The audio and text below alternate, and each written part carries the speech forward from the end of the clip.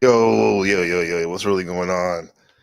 Gabriel, Carbo, Gaines, Gaines back at it again. How's it going, everybody? On this beautifully crisp winter Tuesday, December 2nd, 2025. What's going on, everybody? What's up, Markella? Good to see you. I didn't get a chance to tell you happy Thanksgiving. Hope you had a great time with your family and whatnot. Shout out to everybody. Today's broadcast is look what I got in the mail. Look what I got in the mail. Seventh House Masters of the Panelverse. Yes.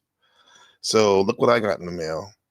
This is what I got in the mail. Look, this is this little booklet you see behind me. Oh, you're welcome. Good to see you too. Yeah. This little booklet behind me. And yes, I'm in the wilderness of Taiwan over here, 100 miles from mainland China. And we got this about 23 million inhabitants of Taiwan received this booklet on Friday on how to survive natural disasters and emergencies, as well as an invasion from China. And this handbook first came out in September, and it includes guidelines on emergencies, and how to stockpile your house, and go bags. And it also has, when I was looking through it, I saw some instructions about what to do when you're encountering a soldier in the event of a military invasions. And one of the biggest, one of the craziest things I saw in there was when you first opened it, it says, in the event of a military invasion, if there's any claims that the government has surrendered or that nation has been defeated, it's false. That's what the booklet says. And this is not the first time there's been books like this. Sweden and Finland earlier this year updated their safety books for their citizens on how to survive a war. Because you see NATO allies, they're getting closer and closer to that Russian border right there during the Ukrainian conflict. So this handbook is crazy because it outlines the types of military threats Taiwan, my home, could face.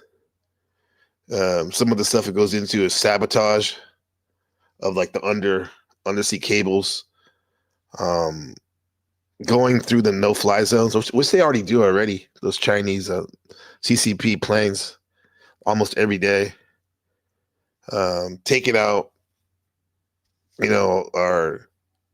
our internet, and yeah, so it's crazy. I literally saw a picture of a missile going over somebody's head on there. Yeah, let me show you. I think this is the one right here. Let me show you what I saw real quick.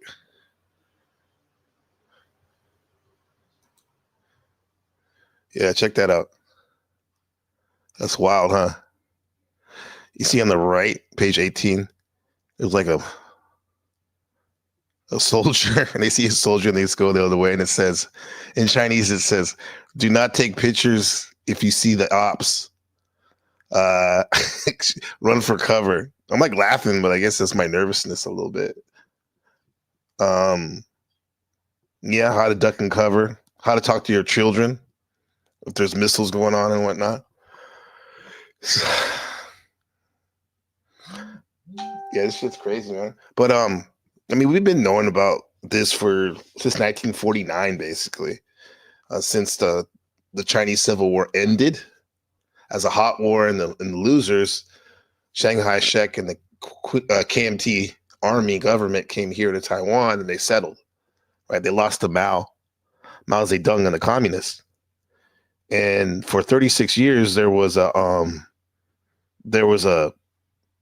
what you call it, martial law under the dictator Shanghai Shek. And you couldn't speak out against the government and whatnot, and people were disappeared and all that. They called it the White Terror, and it wasn't until 86 So when he gave his son the power, that his son held the first elections. And yeah, it was wild. The White Terror. Matter of fact, the movie that just won basically the Oscar, they call it the Golden Horse out here in Taiwan, movie awards for the best picture, is called A Foggy Tale, and it takes place during that White Terror time. And interesting enough, cool enough, my son Ben was in that movie, and I'm actually going to go see it later on with my wife for the first time. And I mean, he had a small part; he was an extra, but it's super cool, you know. So we're going to check that out. But this is crazy. I don't think, my opinion, that any war is going to pop off anytime soon. However, Xi Jinping, the leader of China, declared that by 2027, he wants his military ready to have the capability of invading, right? So, yeah, it is surreal. It's pretty surreal. Yeah. So, yeah, we got all that going on. What's up, everybody? What's up? Who's that? Swayer. What's going on? I think you changed your name. Lindsay, hello. Who else is in there? Calix. What's up? Jen. Oh, Calix, Machine Lies. What's up, man? Yeah. Jen, what's up? Everybody. Yeah, people watching, the Ninja Watchers. Good to have you. So yeah, this stuff is pretty crazy. Yeah, we're also gonna get into the seventh house because to be honest, it is fun to watch all that stuff that's going on, especially when I'm not really involved in that, all the drama that's been going on over here. And it gets me to think about the seventh house. Seventh house is relationships and whatnot, and how you use your inner conflicts and think about them and to kind of smooth out those outer conflicts and whatnot. So it all ties into that, especially when you're Scorpio, which makes everything more intense with that. I have to say, yesterday was crazy in terms of you left that drama stuff. It was off the hook. Yeah. Where am I going? Oh yeah, I wanted to show you this real quick. I'll probably drop the link early, but let's see. Check out Taiwanese English news right here. Let me take this down. What's up, Wheels? I see you. Oh yeah, shout out to Shadow Buddha if you're here. Where you at, man? I got something for you, bro. Yeah. My brother. Okay, what are we doing here? There I am. Hope everybody's doing good. In Taiwan, the government is rolling out a new civil defence handbook to almost every household. It's part of a push to strengthen the self-ruled island's resilience as China steps up military and political pressure. The move comes as Taipei warns its citizens they're facing everyday coercion from Beijing, including cyber attacks, disinformation, espionage, and near-daily military activity around the island. Officials say the handbook is meant to prepare residents for emergencies, including natural disasters, and to signal that Taiwanese society is determined to defend itself. Taiwanese society. Yeah, yes and no. Most people want the status quo, meaning like for it to stay the same. And I didn't get that when I first moved here 9 years ago. I'm like, come on, bro. My American is like, let's fucking Team America. Fuck that China, bro. But I realize it's very delicate and there's a nuanced situation. And sometimes just being, this is seventh house shit. Sometimes just being cordial and not escalating shit, even though there's a lot of tension there, is the best way to go. Now, how long can you serve? Can both sides maintain that? And is that conducive to sustainability? I hope so. And this is what a lot of Taiwanese want. They just want it to be, okay, you leave us alone, China, we'll leave you alone type of shit. But I don't think China's having that. And the people of Taiwan, I would assume they would they would want to fight back, a lot of them, because this is their home. This is what an insurgent is when an invading force comes to your home and tries to fuck your shit up. Yeah. Our East Asia correspondent Rick Blowett has been following the handbook's rollout and joins us live from Taipei. Hi, Rick. Can you tell us a bit more about what the guide contains? Yep, I've got a copy of the book to show you here. It's super accessible. It's got a lot of pictures, cartoons. It's for the whole family. It's modeled on similar versions of books like this in Europe, and it's got a lot of practical tips about what people can do in certain situations, basic first aid, what they should prepare for emergencies, grab bags. And it's also really geared to the type of gray zone warfare that Taiwan is facing. So there's sections about disinformation, cyber security, and it also acknowledges the impact that cognitive warfare is having from Beijing on Taiwan. And there's a section at the end here which talks about how to talk to your children about military aggression. Did you see that right there? In the event of a military invasion of Taiwan, any claims that the government has surrendered or that nation has been defeated is false. See, this is it, man. Like, all this, it's real enough, the drama here in the Panelverse, but I'm not needing to play a victim or anything, but there's some crazy shit going on over here, bro, that makes that look like nothing. Oh, shit. Hold on. Oh, my God. Oh, I see you in the back.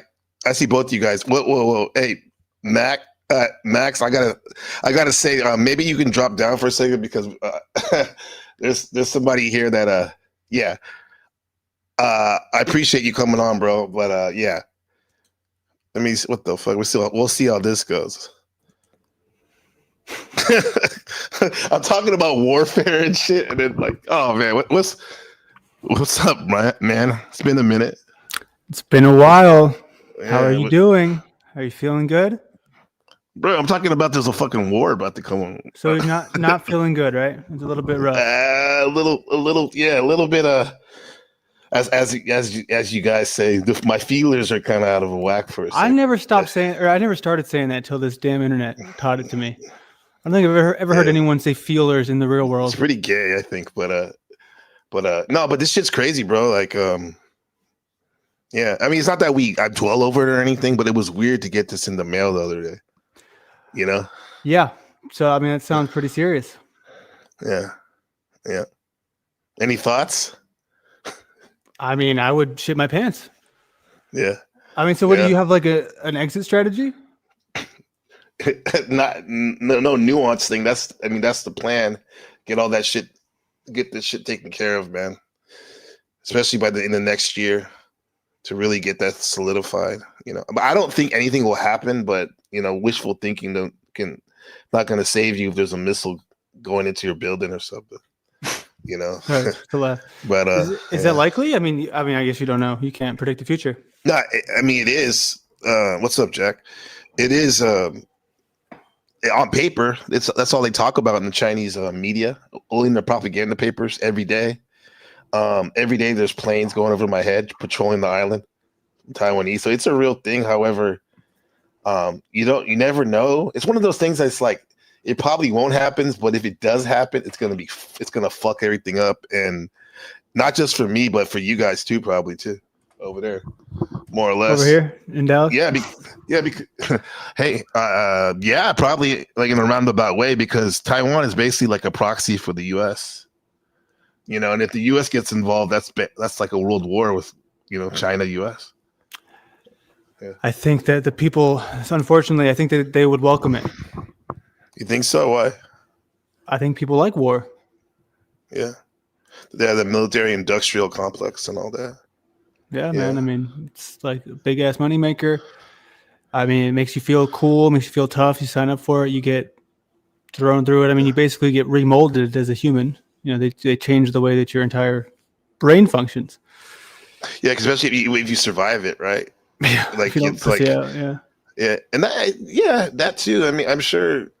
Here's the thing: under the Aries Act, I think the reason why, in general, Aries seems so. That's your rising sign, right? Why they seem so, like, you know, courageous and brave a lot of the times if they're on their shit is because not necessarily that they're brave. It's just that they don't think, they just go in and do it. Yeah. Well, a lot of us like are just thinking too much, and we're trying to protect ourselves, and we just hesitate. You know? Yeah. There's a lot of that in the world. I've noticed. Like I feel like that's my biggest disconnect. But I don't know. It's one of the things I do like about myself. I do like that I fail. That's how I learn, is by failing and trying again and failing and trying again. Because I see some people they just never even start to try. No, they don't. But it's I just like. Go ahead, sir. Sorry. Oh, I'm sorry. You go ahead, bro. No, you go ahead, bro. Nah, God. It's weird. Where's the cupcake? It's cool though. It's cool. Yeah. That's another thing I don't say. Cupcake. That's supposed to be an insult. You take the shit and you I guess you flip it, huh? I branded Try to make it a positive. Try to positive. No, you got to pay me royalties every time you say cupcake. That's wild, bro. You got the mask and everything, I think. Right? I thought it looked cool. I never saw like a cool looking cupcake mask in my life, but who said it wasn't? No, I'm just saying I never like saw one before, No, I never thought about the idea being cool, I don't know. I think it's cool.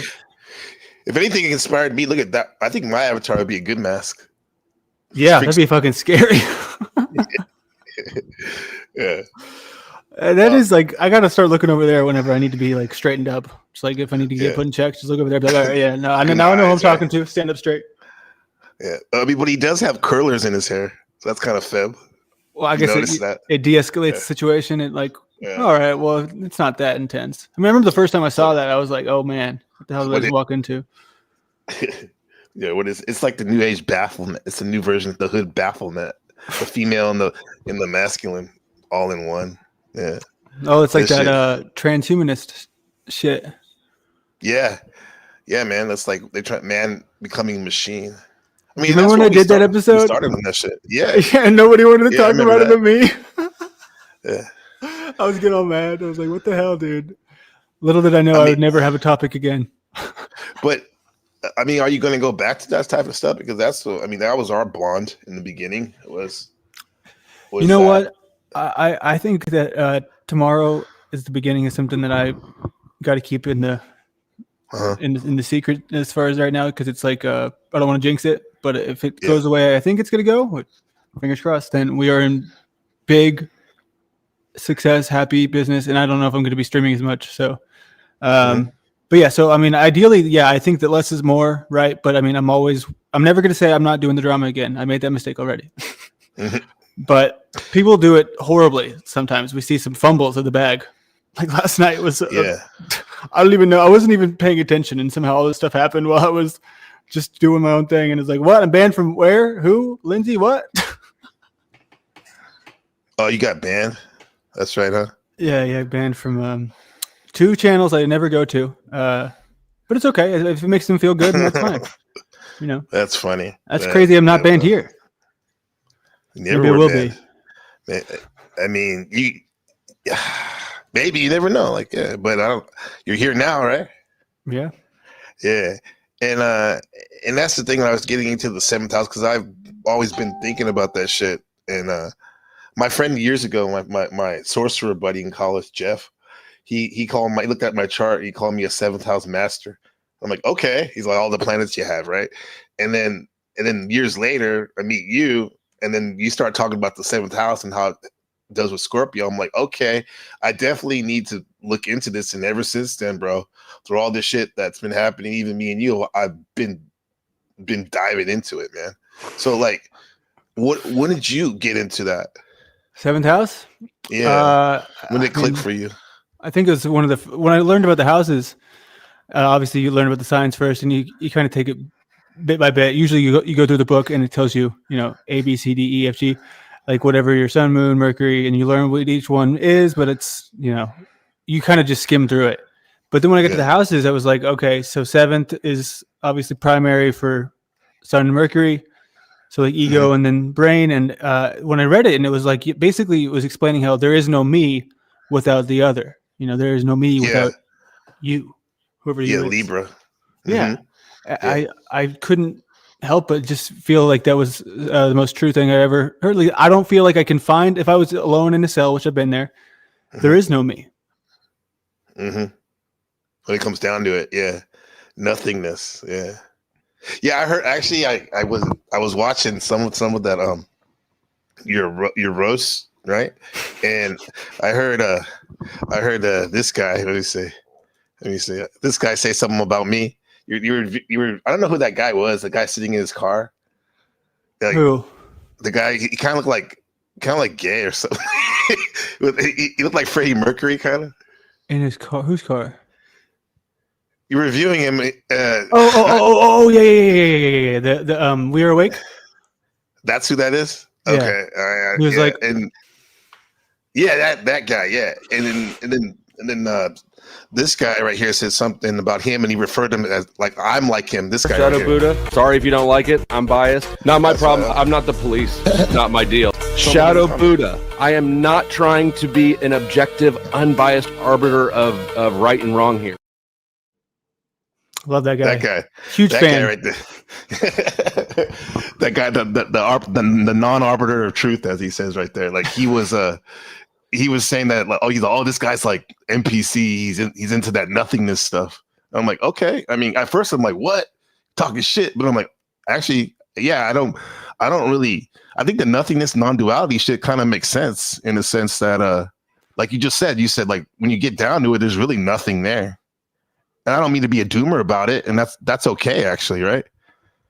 Or is it okay? Yeah, no, I mean, I think it's I don't know. Your chart is so interesting because it's so much fire and water in the primaries. Like you have to go really far down the chart to find any damn grass or air. You know? Yeah, but with that said, though, with there's really not that much. Definitely not a lot of air, but the air that is there is in an interesting place. Like the air is in the Gemini, the second house, what I value.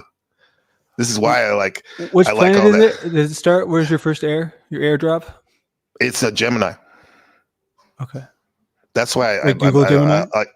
Yeah, I love the Geminis, man. I value them and like novelty and like information and skimming the Panelverse, all that shit. I like that. Seeing the other person's perspective, I guess. But then the Earth of my rising sign, the Taurus, even though I may be like watery and fiery, which is crazy.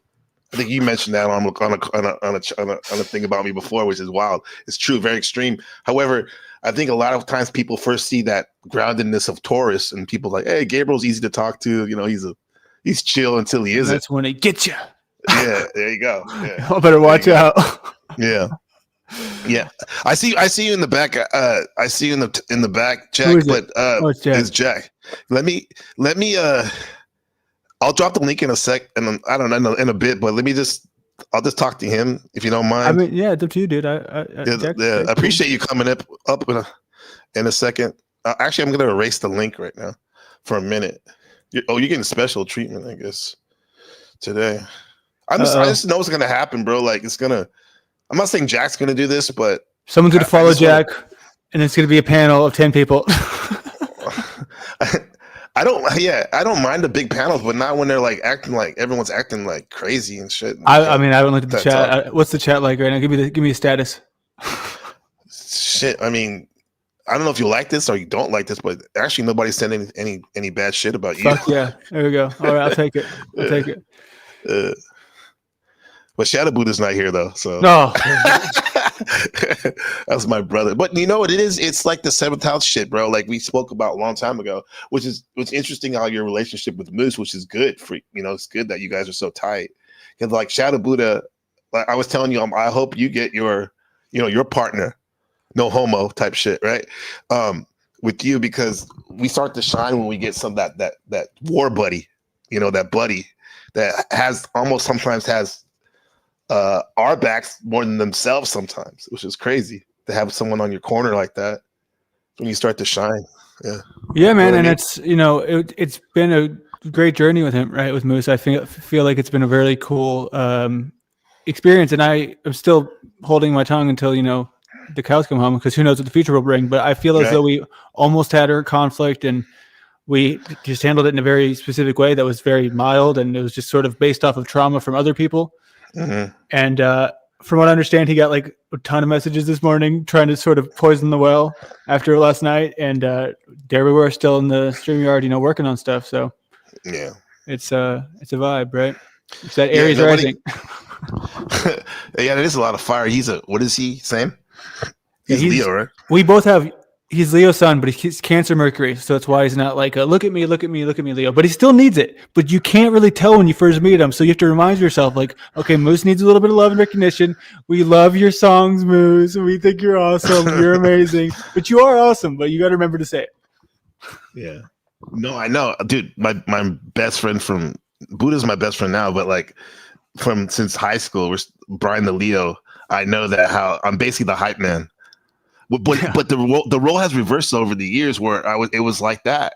Yet now he's the one that's doing that type of shit a lot. And we would always switch off, throughout the years because we've been best friends for like almost 30 years now. It sounds crazy. But and you should know too, because you have people in your family that are Leos and stuff like that. So I don't know, man.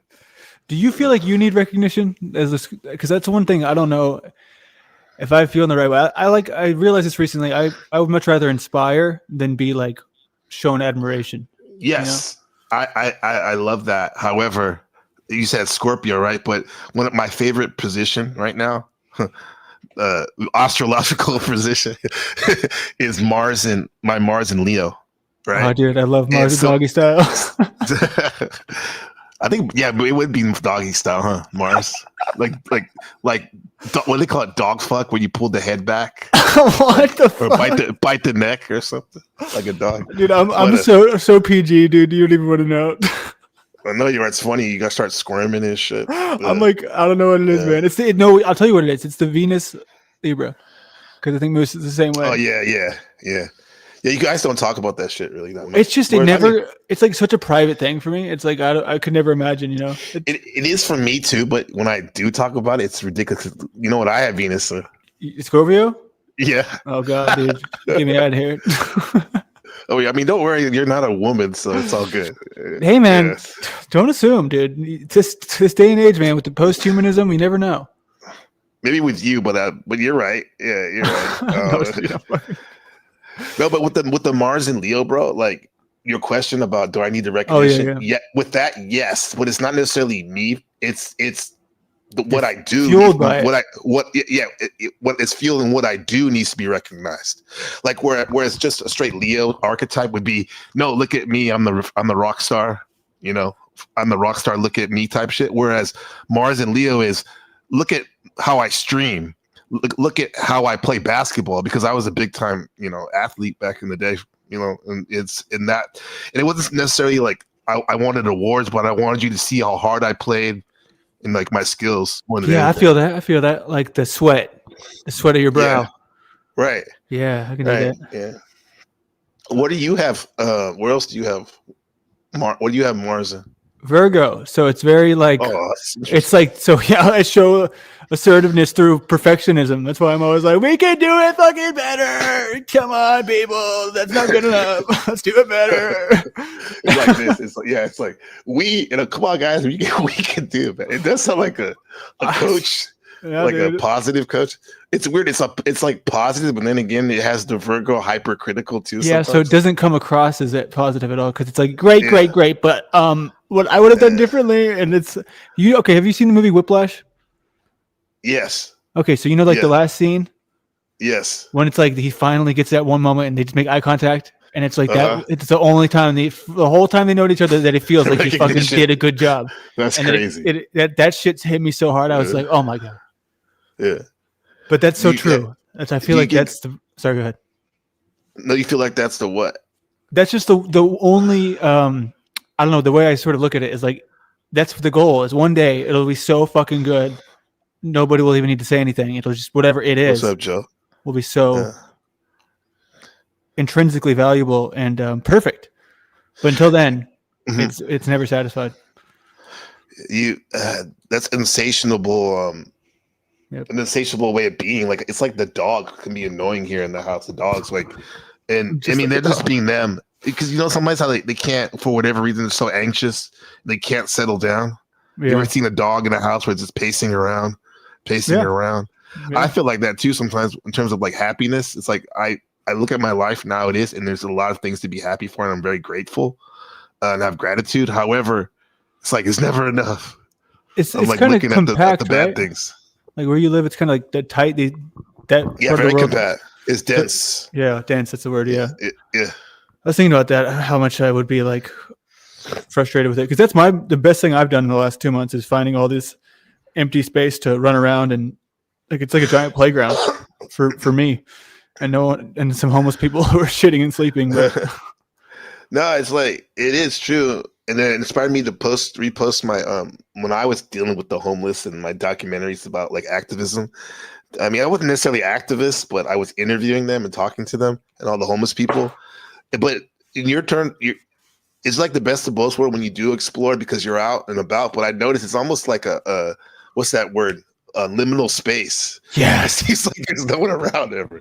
it's like holy fuck. This like today I went somewhere. I got some footage, but I was stumbling across this spot, and I was like, oh my god, this is so cool. And sorry, it's gonna fall. And then when I got there, it was like this homeless dude was just chilling, and he had like a mansion in there. He had so much shit all over the place, and I was like, okay, I'm not welcome here. So you got to be careful. Sometimes you think you're getting a gold mine, but it's not your gold mine. Yeah, I mean, did you talk to him? No, that's the sort of situation where you're sort of like their backs turned to you. You don't really want, you know what I mean? That's their private area. That's true. You can always give like, hey, what's up, man? I guess because I guess there's like the concrete places where it's I think it's fair game to say what's up, but like when it's like the grass and they're like in a sort of creek, and you can tell they're like hiding. Yeah, they want to be bothered. Yeah, they think you're the cops. Yeah, we hear you, narc, especially with that mustache. Yeah, well, hey, it's better than the last one. Okay. Yeah, that was kind of fucked up. But, come on, Pero, dude, how dare he? Yeah, fuck. Dude, that's the thing. That's how obnoxious and oblivious I can be sometimes, where I'm like, not even crossing my mind of how that's going to be. Yeah. I mean, obviously it does, but not in the extent, in the nuances, right? Sort of where you live and you learn. But yeah, you have, and I have too. I'm learning right now. Yeah, in terms of the thing here in the Panelverse, I think so much stuff that in the outside world is considered po-fa or whatever you call it, like po-pa and taboo. It's considered like just another day a lot of times, and that stacks up. Even if you're like personally, you're like, what the fuck, and you just get numb to it. I can see that happening, and this is like with me with all that N-word shit.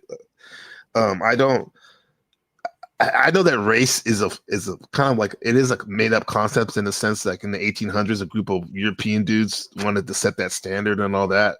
But it's not a made up concept. But it's real enough. Yeah. But it's real enough. And when I keep seeing things over and over again, and then when it's directed at me, I'm like, fuck that shit, bro. Like, I'm gonna say something. Well, I think that's common because like we briefly went into it. People can do things and you're not even aware of it because there's so much like online rhetoric and it's just sort of, I'm fucking oblivious, dude. I don't know how, but I did laugh. I laughed at the spelling, the INWA, and but I like to laugh. I think laughing it de-escalates sort of painful, heavy topics sometimes for me. But sometimes it does the opposite for someone else, and that's like a trigger. Yeah, it can make the person that it was directed at even madder. Yeah. But my best friend Gabriel in his name was Gabriel too in junior high. Crazy. Like in little Gabe and big Gabe, and then actually he's Cesar Chavez's nephew. Cool guy. He's a teacher now. Me and him were like the most fuck ups in school and badasses, like getting in trouble. Now we're both teachers. Funny, it's karma. We're getting punished and rewarded. But he used to laugh when we get in trouble by the principal, Miss Amazon. She'd be like fingering on our chest, like fucking on our face, getting mad at us for doing some stupid shit. And I'd be like, oh shit. And he'd be like, like laughing and shit, like giggling, because that's what I think he was doing. He was, that's the way he processes it.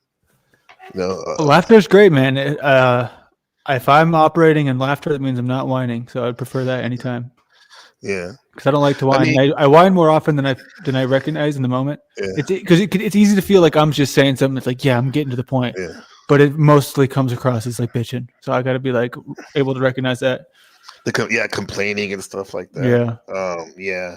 It's easy to get in that cycle for sure.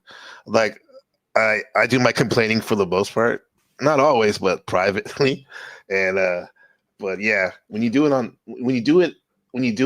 your stream on the stream, it definitely more people watch. However, it's just complaining, and in general, it's getting to be redundant. Joke Tool says JBC Snafu is going to get you hanging out with Landry. That's like he got you. Like he got you for hanging out with Landry. Like, and here's the thing with Snafu. Like, he's one of my favorite people on in this Panelverse. But I'm meeting people for where they're at, and this has been cool so far. And well, it's just that's the thing, right? Is that I'm sure he is cool. I've seen him be chill, but he doesn't extend that olive branch to everyone. So it's live and let live in that way. I think it takes time cultivating relationships and stuff. And like I've heard people on your panel and you talk about like me love bombing. And here's the thing: this is how I grew up, in a sense that like I got a lot of love from my mom and stuff, and she would say stuff and other people, and that's how I actually mean it when I say these things, when I give people compliments and stuff. I'm not pulling that shit out of my ass. I really mean it. But maybe it just seems extreme is that when I see you as the ops, it's just like for all that love, it's the extreme opposite.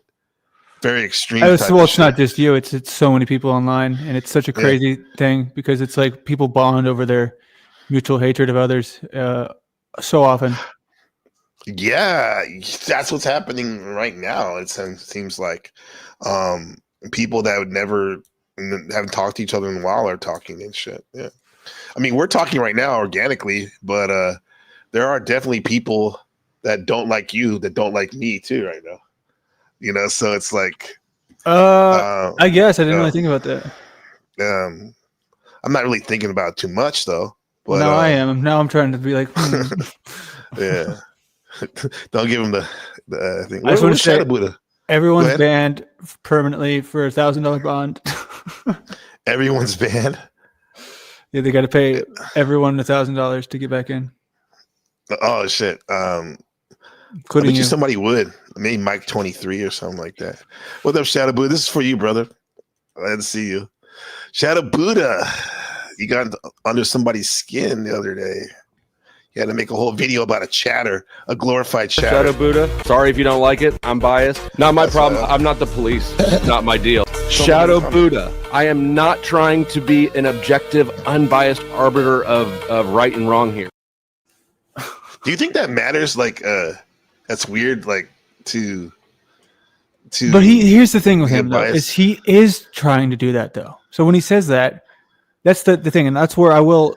If I'm allowed to, I will sort of express a short little thing. It's go ahead. He wants to be the in charge of the public opinion, very obviously. So when he says that, I just don't even hear it because it's like he does those things simultaneously. He tries to say, basically, I just say things and see where it goes and sort of play with it and run with the drama and just see where it leads for income and entertainment. But then he also pretends like what he just said there, Yeah. I don't know. Yeah, man. This Panelverse gives us opportunity to be authentic and have integrity, like 24/7. If our words are matching up with our actions, you can see here. You know what I'm saying? Yeah. Yeah. Tommy. So sad I can't go to the tomato. Have you ever been there before? Like twice for like 5 minutes, and then I'm like, "This is gay," and then I leave. There's just too many people. They're just like, no, I'm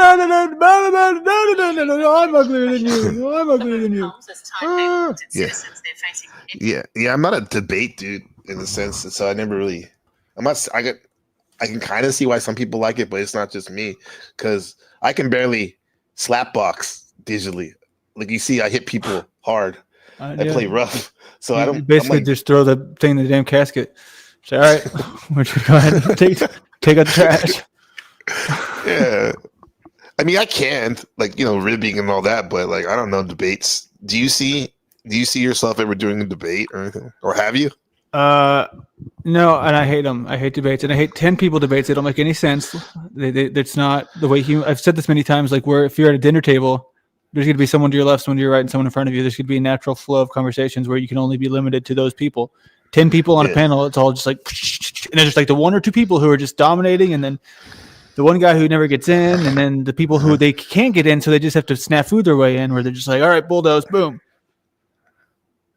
Yeah, it's because like some of us, we feel like, hey man, if we're gonna fight, trying to get this shit over with quick. But that's why sometimes I don't even want to fight. I don't want to fight, man. This is too much. What's TVT said? He said, "Kick this fool." What's that vengeful truther, my brother? I mean, he's good right now. One question that I want to ask you, and then we don't have to ever talk about it again. Do you think that it's a TOS violation, or did you see that video? You mean that penis? That's what it looked like a white penis. It's what it was. I mean, it could be. I could see if somebody reported it, or if YouTube. I could see. I'm not gonna even put it out there for people to do that, but like, it did look like a real dick, bro. So it's like, I don't know what they're talking about. It's the gray line, or the gray area. Yeah. I wouldn't even like want to fuck around with that type of shit. And I just imagine, you're on Flo's turf and you pull something like that, you'd be permabanned. But just act like, it's no big deal. You can't even mention somebody else live streaming at the same time. Pews. Yeah. Come on, man. That's just silly. That's the only thing that I care about. I don't want to get unbanned. You can quadruple my bond. Honestly, you can take everyone else's bond and add it to mine. I don't give a shit, but I just think that's where I do care, is that people who believe him, either they're delusional or they just are scared straight. Like when he's trying to smack Chuck around and say, "Hey Chuck, you're mine." You know what I mean? It's kind of sad because I think Chuck's a decent, he seemed genuinely kind. Chuck is fun to hang out with, and yeah, you're right. It's just like a lot of us when we get in this mob mentality sometimes. Yeah, that's what it is. It's so true. It's like the power of the group. Yeah. What does Paul say? The collectivism, all that. Right? But hopefully it can be used in a good way. Just be normal shit, man. Collectivism in a good way? Maybe in small groups. Yeah, I guess sure. Maybe sure. That's the whole point of this thing. Like, I think I heard you and Moose talk about yesterday about something about you're like, how can we? You're doing the Virgo Venus thing, like, how can we, like, basically, like, should we have rules about things, and like what's in order to get this community, I mean, I'll use my words, like, productive and whatnot, right? Sure. And it was some of the lines of like Moose was like, you got, which Shift and I been vibing on for the last couple of years. Like, you got to have your own community. That way you can set the rules. That's what Moose said. You got to set the rules, and that's true. But then I think you mentioned like, nah, man, that's not going to happen. But why not? Why? Well, because I think it's important. Can't that happen? It can, but it's just a matter of knowing like who those people are, because they're not. It's not going to be that easy to find. You don't think so? I don't. I think that a lot of people. Your true fans, you mean? Oh, you're talking about people in the audience too. I thought you meant like people in your community, like Landry. I don't even know what my fucking community is, dude. I feel like I'm trying to do that. That's one of my hardest things. That's one of the most perplexing things about this YouTube. Just when I think there's some, and then I'm like, oh, whatever. No disrespect to everyone here right now, but like. Well, I just feel like if I don't know. When I see someone and I know they're just there because they hate someone else, I'm like, just dude, don't be here. Yeah, that's when you see like the same people in the chat, and there's 50, 40 people watching. It's like, it's so weird. Who are these people? It's so scary. I'm like, yeah, I know it's so terrible, but that's why these fat girls never lose weight, because they are getting like so much more clout, right? They'll get 12 billion times more clout than Flow State just by being a fat girl. You know what I mean? Like the obese.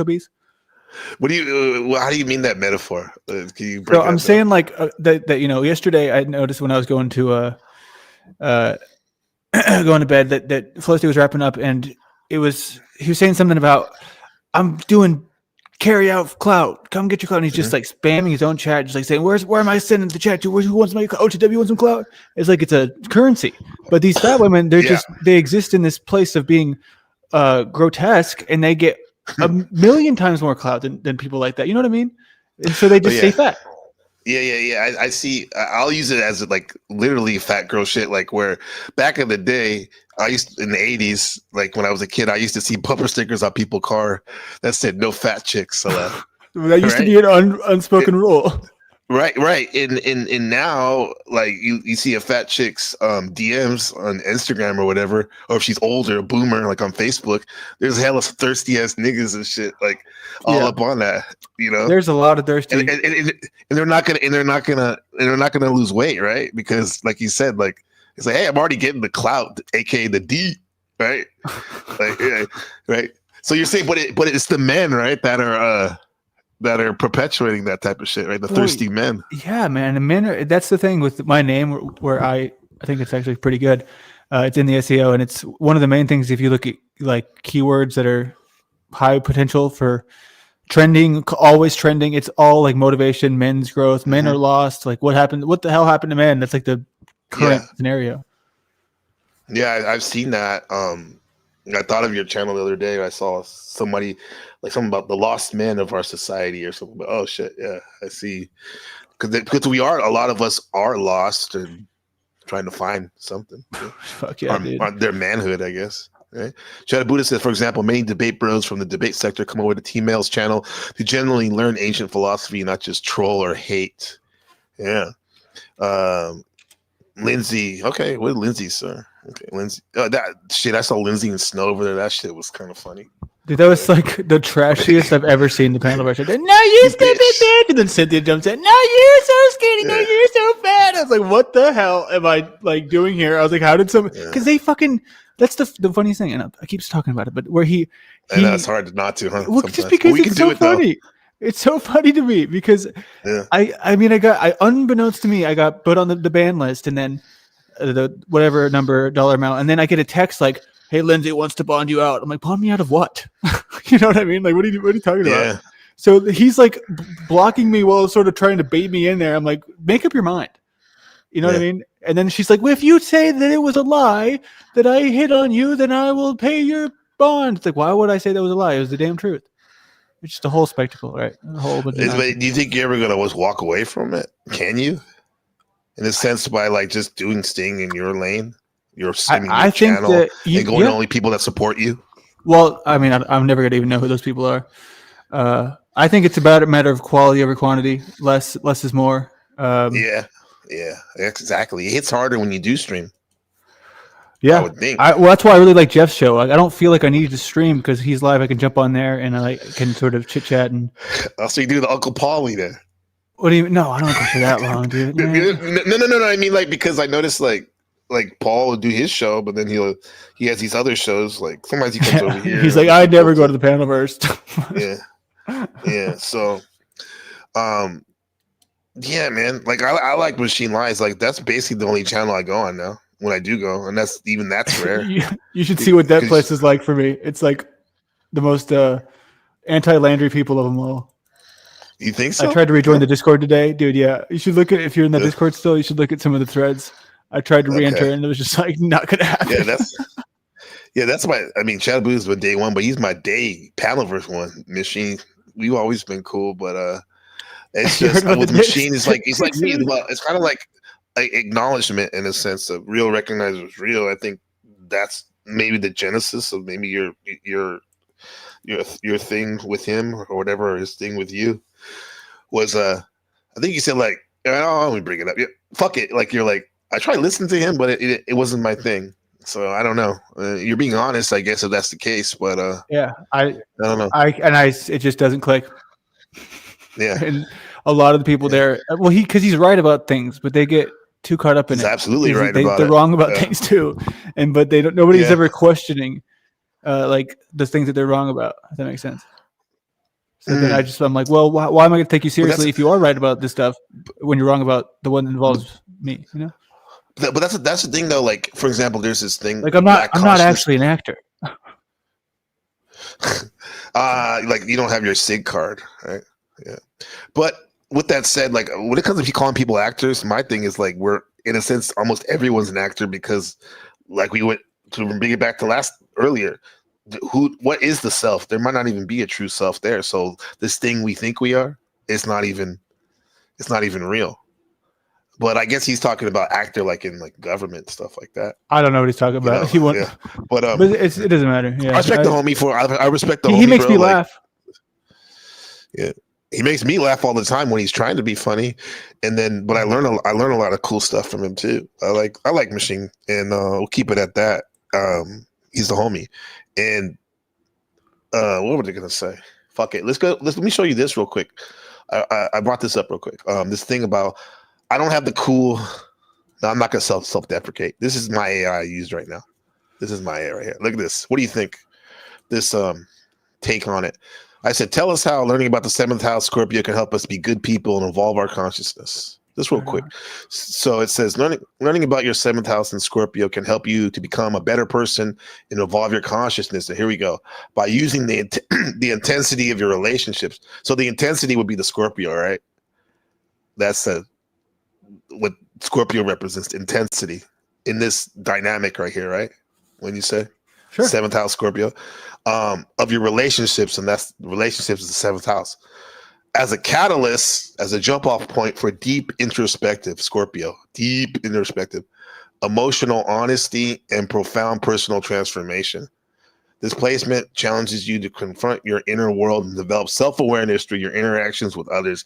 And I have to say, that is the biggest takeaway I've had the last couple of months. Sure. When I've seen like our relationship and also the Panelverse in general, a lot of opportunities in that. It kind of caught me off guard when Flow State said something about, he was like, and then, he said something about someone else's worst enemy or someone's like arch rival. And then he said, like, for you, it would be NPC. And I was like, is that true? It's so like, weird. I never thought about it. Yeah. I mean, if you're going to play an acting role, yeah, for sure. We were outright enemies, right? But then part of me, I think we're entangled in the sense that like we started off as really tight, really tight, right? Like besties kind of, right? I was either you or Jack. Under the Scorpio act, it's got to be me. Jack is great, but it has to be me, right? But we did. So 7th house is not just what's the opposite of open enemies is open great allies and good friends, right? The opposite of that would be a great ally. Yeah. And so we've switched around those things, but the fact that never changes is the fact that we're entangled. Sure. Yeah. I think that it's probably best that, we still keep our distance, but I think that I know, and you know what I mean? Like, I guess you have your group, but I think that you cultivated it and carved it out. And I think that I'm still figuring out my shit. So I just know because so many people, right? They love to see something and just go, fuck with that. So I just think that I'm learning that myself to just be more intentional with my interaction. So I'm like, does that make sense? Well, yeah. It's kind of awkward to say that, especially someone's like, no, it's all or nothing. We're either besties or enemies. And I have to admit that's part of my mind, but that is a thoughtful, nuanced way to look at it and probably sustainable, at least for now. Yeah. But doesn't mean, but when you do say like what did you say? Intentional? What was the word you just used? Yeah, being intentional. Yeah. But we can still have organicness too. So it's not like we're overthinking the whole, hopefully, I need to keep my distance so far that like there's some opportunities that can lost of some like. Well, I mean, at this point, the panel concept is like I don't know if I can even do it anymore. I know it's like easy to say that, but I'm just so I don't know. I'm looking sideways everywhere now. I'm like, I've gotten pretty damn over the paranoia, and then all of a sudden yesterday I'm like, shit, wait a minute, should I be paranoid? Because are they, trying to fuck with me? Because with Flow State, it seemed like he was. However, I'm getting a call from my daughter, and I have to answer it. Yeah, go ahead, bro. I want to, so you can bring people up or whatever, but I'm going to be like. Oh, thanks for letting me know on my show, Landry. No. Anyway, no, cool. That's because he's a family man. That's great. That's something that we can definitely have resonance with and bond on. That's good. What's up, Groot Warner? What do you say? Have you considered the Truth or Cops nomination for OTWs? That shit is wild, bro. Yeah. Here, by the way, here, let's go. Let's drop that link. So to reset the topic, it's been Taiwan is sending everyone a handbook. I got a handbook in the mail, preparing us for war. Even though, like, I don't think that's going to happen anytime soon, but it's a wake up call. Shit is real. And then seventh house masters of the universe. Let me play this real quick, and y'all are welcome to come up in the panel if you want to add to this conversation. And thanks, Landry, for this first segment. It's been fun. Your children about got a copy of the book to show you here. It's super accessible. It's got a lot of pictures, cartoons. It's for the whole family. It's modeled on similar versions of books like this. I see in the back. Hold on one sec. second. It's got a lot of practical tips about what people can do in certain situations, basic first aid, what they should prepare for emergencies, grab bags. And it's also really geared to the type of gray zone warfare that Taiwan is facing. So there's sections about disinformation, cyber security, and it also acknowledges the impact that cognitive warfare is having from Beijing on Taiwan. And there's a section at the end here which talks about how to talk to your children about the military aggression and what to do if you're feeling anxious. And it also importantly outlines Taiwan's history, Taiwan's fight for democracy and its ideals and why they're worth fighting for. Okay, so aside from telling Taiwan's people like what they need to prepare for, how to talk to people about it, what message is this sending overseas? Well, Taiwan's obviously facing a much larger foe in China, and it's been pursuing a porcupine strategy, which is to make any attack on Taiwan look really unappealing to China. So part of that, of course, is getting enough weapons, getting people ready to fight. But it's also about sending a message that the people here are ready to defend their country. Recently, I spoke to one of Taiwan's top security officials about what message. Don't forget to dono, everybody. Shit, man. If you really like this content, dono. I mean, when it comes to business and anything that's successful, a friend of mine the other day told me, he said, I don't know what it was, but someone was around and said, yeah, because money can't buy happiness. And he turned around and he said, no, money does buy happiness. You just got to give it away. That made all the sense in the world to me because it's the truth.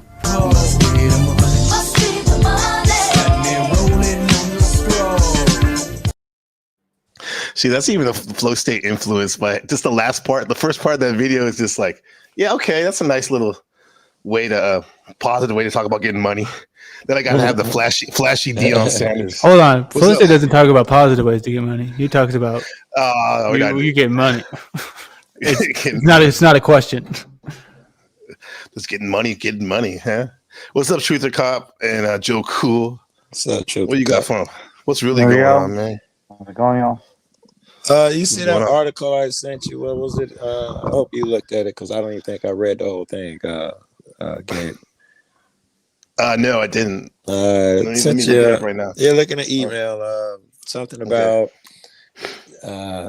China or Japan. Who's talking about attacking y'all? China? And China. Yes, China. China. I think Japan was saying they was going to intervene, and Trump was giving Japan shit about it or something. Yeah, man, that was the big deal because first of all, Japan has a new prime minister, a woman, and she's causing waves by that, and Trump is kind of going against what Joe Biden was, because Joe Biden was like basically kind of like fuck China. We're gonna help Taiwan, but you know Trump, as he says, was he playing 5D chess? So he had to be provocative and say fuck that shit. I'm friends with Xi Jinping, the leader of China. Let's talk about it. Yeah. All right. I don't know. And I think you were just saying that, yeah, they feeling it. They giving out flyers. Something changed. The energy changed over there. Right. Yeah. The booklets make it real, man. It became like super real for a lot of us. Yeah. So, yeah. Try not to think about it. Hey, what's up, Red 40? Damn, very generous. Not for Landry, it says. So that's not for you, Landry. Hey, but he may have something to do with it though, because he gave the donation when he was here. Appreciate that. That's what I'm saying. He does that. I'm becoming imperious. People are paying to hate on me. You wish, Landry. Anyways, Gabe, did you see that painting? So a post I made. Okay. Thank you very much, Red 40. Appreciate you. Met my robot Kevin. Screech, he's just like you. It's because I programmed him. That's what he thinks. Fun. My AI Red buddies. 40's always hitting it up. Okay, we're gonna go hot now. So what's up? Did you consider the nomination for OTW's art, Gabe, for the 2025 award ceremony? I did, because it makes sense with the OTW, because he is the 2024 NPC Panelverse live streamer, most creative and innovative streamer. Oh, wow! I forgot that fact, huh? Yeah. So would you consider I formally nominate that piece of art that Flow State wanted and that I now own. You own it? Yeah, I own it. That's a chapter I didn't know about, the damn mysterious painting that they used to talk about. Joe, when they're talking about that painting, like this OTW, I'm thinking like the Epstein paintings. Remember the Pizzagate paintings? That politician would have those paintings in his house, hanging like in those the back creepy of offices. Yeah, exactly. No, I mean, I'll break some news for NPC Awards. We're definitely having a digital art, AI art, at least two categories for that that we'll have. So, but maybe we need visual art. I think real life art, beyond the Panelverse, as far as real life art goes, OTW has the best piece of physical art that there is, hands down. I mean, he does, because is there anybody else though? Truth or cop? I don't know. So, Landry, find better competition. I don't know, man. I'll go do my best. I got to get it past all the alcoholics first. Oh shit! Is that like your mom and your dad are alcoholics? Landry, you got a lot of mommy and daddy issues or something? No, truth or cup. I just knew it'd sting. Yeah, I mean, we do say things under the Scorpio Act to hurt people. It's like, yeah, man. Wow, I wish I was a Scorpio so I could have a built-in cop out. What you did pretty good last week. You flamed up the panel over here. Right there. Yeah. Well, you got mad at somebody earlier, and you were like, "Nigga." Yes, Jack was it? I think it was Jack. Jack. Yeah. By the way, Jack, you're more than welcome to come back up. And Max, I just hadn't talked to Landry in a while. It was a minute. Yeah. Bet y'all were surprised with that shit. I wasn't until you said something. I totally forgot that Snafu was giving me shit about why you didn't jump Landry and Wizard. I totally forgot until you said something. Yeah. You gotta be careful who you hang with and all that bullshit. Nigga, your man's over here with him fucking solo on the panel. He not attacking Landry, calling him a racist. Why am I held up to the same fucking standards? Because nobody's gonna say racist shit on my panel. That's why. Same nigga. That's the only difference. The only difference. So I mean, if it's the same nigga, he not saying it over here. I mean, if you saw a racist somewhere and you cut him off, it don't apply. Wait, do we have to have an appropriate shade of darkness to be able to say that word on this panel? Is that how we're registering this information? Ain't my panel. Absolutely. Oh, you do? You do? There you go. Yeah. Joe, under cool. the rest, check Did you tell? Go ahead. Sorry. Did you tell Moose to say it at Flow States and then he got kicked off? I don't know. What did I tell him? What you said? A long time ago, he said that you said the that's enough. That's enough right there. Yeah, that's enough. Yeah. I bet you. At some point, I asked Chuck to say it. I was like, oh, I should have never asked you, bro, because it just sounded so bad. Fucking racist. No, it's funny, the people I know that actually live in the hood and grew up in the hood that aren't black, they don't even say that shit anymore. They don't even say that shit anymore. It's just funny. So, but I've noticed that a lot of people, I don't know if it's because of Trump becoming president or emboldened people's inner racist or something. Yeah, that's just inner desire to speak their mind a little bit clearer. That too. That definitely an angle of that. 100%, that's the that's the overarching. What I said was an example of that. But what you said is the overall the spectrum, yeah. And I appreciate that. It's not that it's a good thing, but I certainly appreciate it. You know, the gaslighting's been lifted. It is what I thought it was. I'm all right with that. Does this mean that we need a balance, you think, because of all that, like, free, super free, like, fucking shitting on people, way of being, the next president or whatever? I'm not sure I understand what you mean. So meaning because it's like the whole masculine patriarchy, matriarchy argument, right? The reason why the patriarchy and the red pill and all that shit it was popular for the last couple of years is because it was a pushback against the overly saturated, like, matriarchal, like, you know, feminist way of being. But and maybe it was good because it did bring some balance back. However, that needed to be checked too now. So with that metaphor, I'm talking about this whole Trump, like, you know, where you say everything you feel, and I get it, but sometimes, bro, why do you have to say everything that, you know? Why do we feel like we have to say something, bro? Especially if it's gonna really fuck somebody's shit up.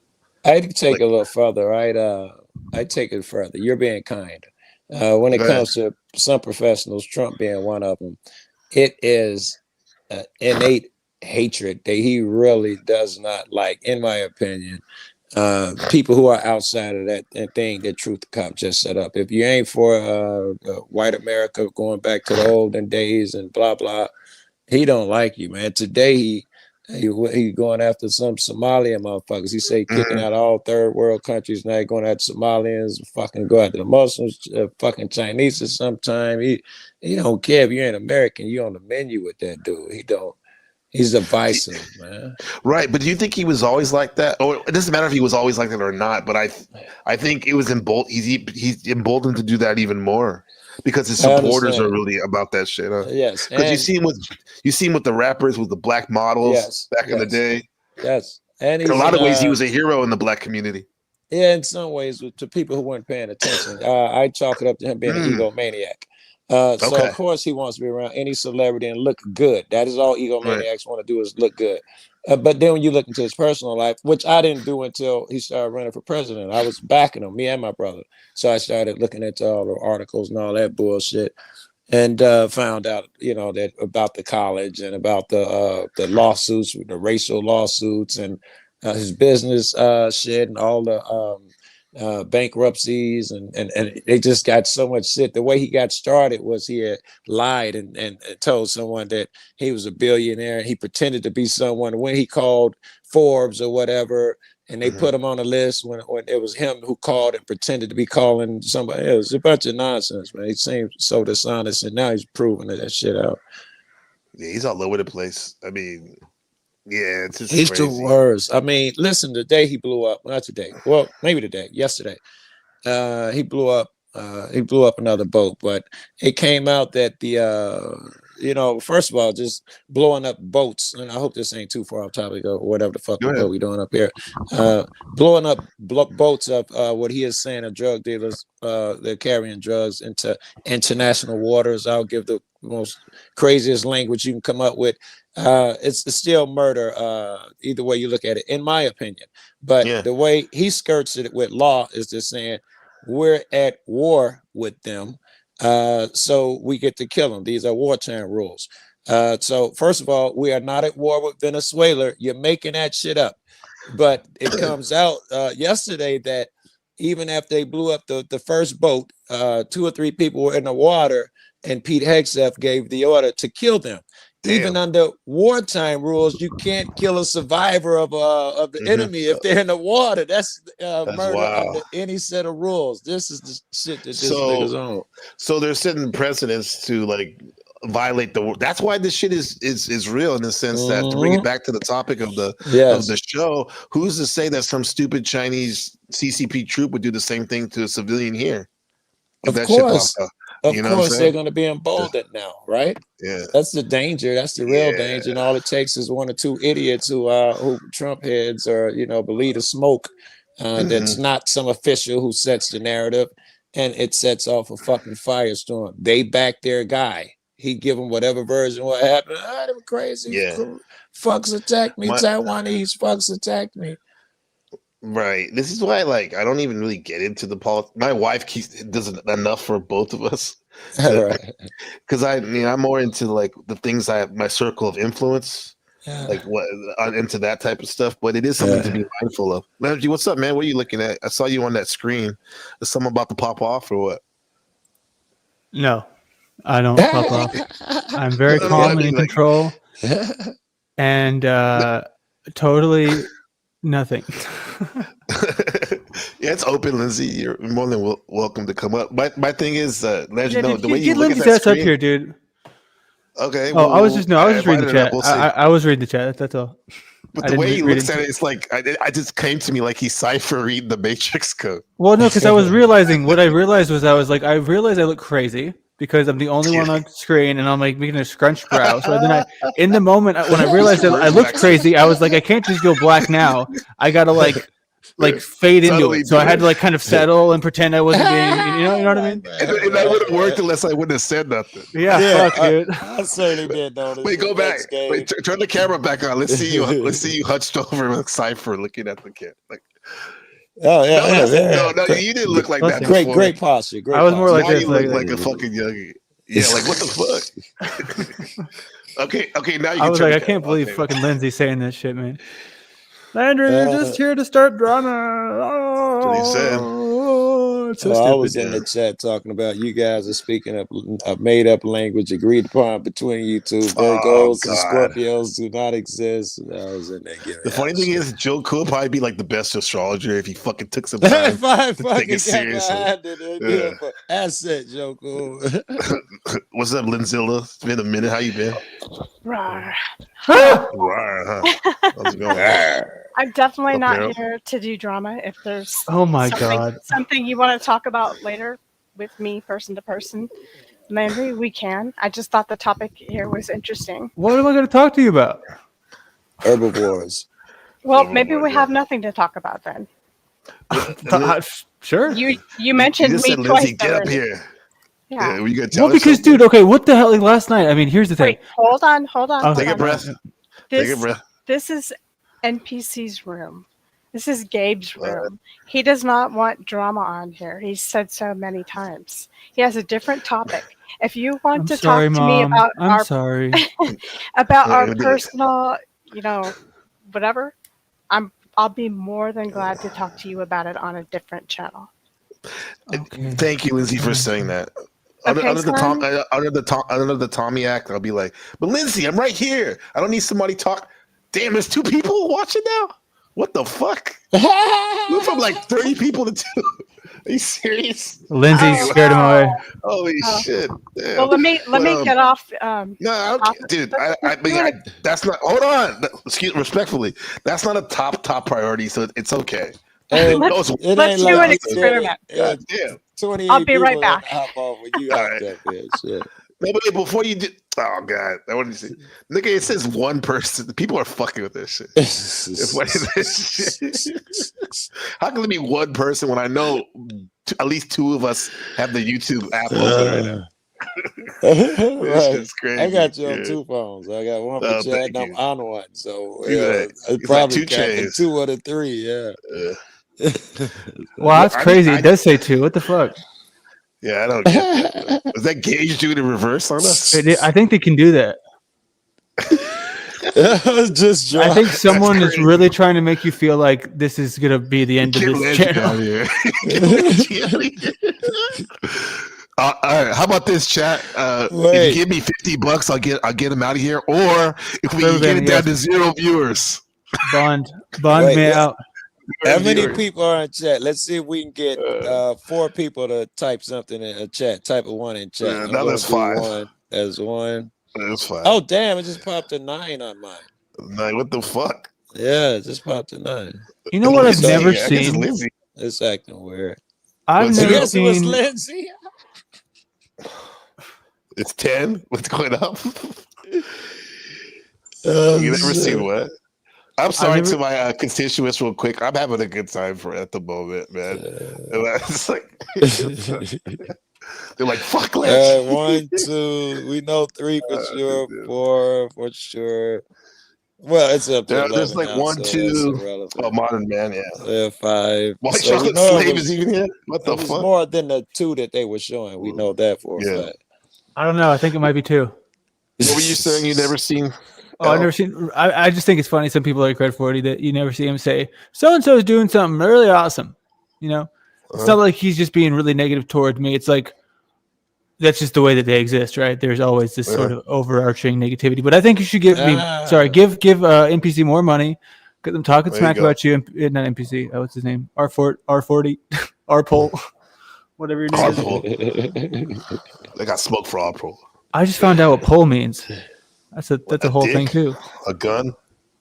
No. Pole is a gun too. Well, I guess. What does it mean?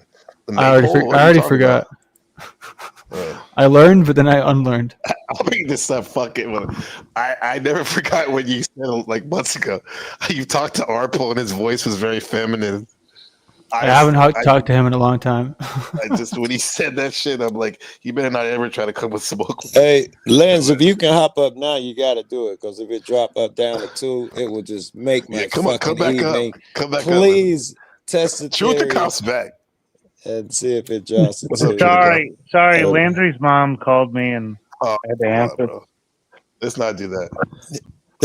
I don't care. That's don't worry. That's not a soft with the alcoholic and then the parents and we're good. You guys even? You got that out of your system? Yes. No, Truth or Cops, what's going on with the Panelverse, bro? You are the bro. Like my second graders have a little bit more of a god damn. Anyway, tomorrow's the end of the debating in the educational sector, which I saw Landry having a good laugh about that. What was so funny about that? Wait, there's another vote today? Or can you vote all at the same some time? money. Is it a vote a day? How does that work, man? Because I only saw the one. It was educational. Is there other categories? Yeah, there is. First of all, thank you, Lindsay. Appreciate that that donation. $5, very generous. You'll set the timer for 5 minutes. Long run. My nigga. Thank you very much. So yeah, the time limit's a week, and a week ago today we did the educational sector voting, and it looks like Grid won it. I was about to win it. Grid? Yeah, Machine was winning by a lot. Yeah. Why? Let's tell me the laughs, because I mean, what brings you laughter with the educational sector? I plead the fifth because I'm not educated, so I don't even have a place to say anything. Okay. Right. Fair enough. I mean, seriously, I don't know what is. Sorry, Gabe. Sorry, Gabe. I didn't mean to let Landry take over the show again. You had to. Nobody could take over my show. Before I rudely hit the backlink on accident. I'm sorry. No, I was asking you what's up. What's up with the Panelverse and shit, bro? Like, I haven't heard a Truth or Cop go off. I cast your last Sunday show, which was good. It was Team L. But what's your take in a summary about what we're witnessing here? People getting their time, energy, and attention sucked up into the Panelverse. I think Paul and Slave kind of nailed it with that. But it is better than the news. It's better to be able to speak to people than to just listen to news stories and not engage 100%. With the people and not know them. So I think it's a step up. And you're not being sarcastic right there. You mean that, right? No, I like it. I like it. Yeah. So it's better to think like stuff like this.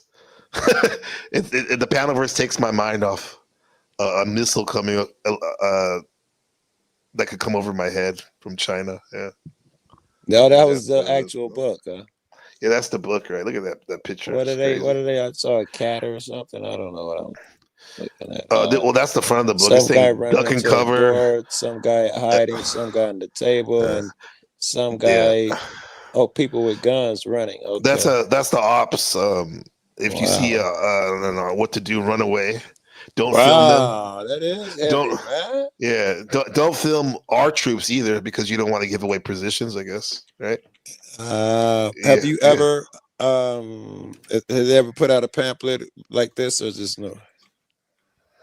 I've never seen it before like this. Supposedly they've been doing it for a couple years, but they've never gone this hard with the war stuff. The whole energy period, is it higher than ever before? Can you picture a time when it's the same. It's okay. Because I'm plugged into the Western and you guys in the news and people calling me from back home. It's you guys are more worried, not you particulars. People who are monitoring are more worried than the average Taiwanese citizen. They're just living their life, even though anything could happen at any time. You could have threw me in that list of who's worried. That's why I sent you the article. Obviously, that. I was worried. Yeah, I didn't see it. That means a lot, bro. See, that's Landry. That's the type of acknowledgement I like right there. Right. That's good. Yeah. Thanks for thinking about me, man. Let me say here. We're looking at the. Oh yeah, should we give a preview? Oh yeah, so tomorrow is a new sector, and it's. I'll give you a sneak peek. Tomorrow's we call it the Generation X sector, right? And this is for like Pitbeers will be up for.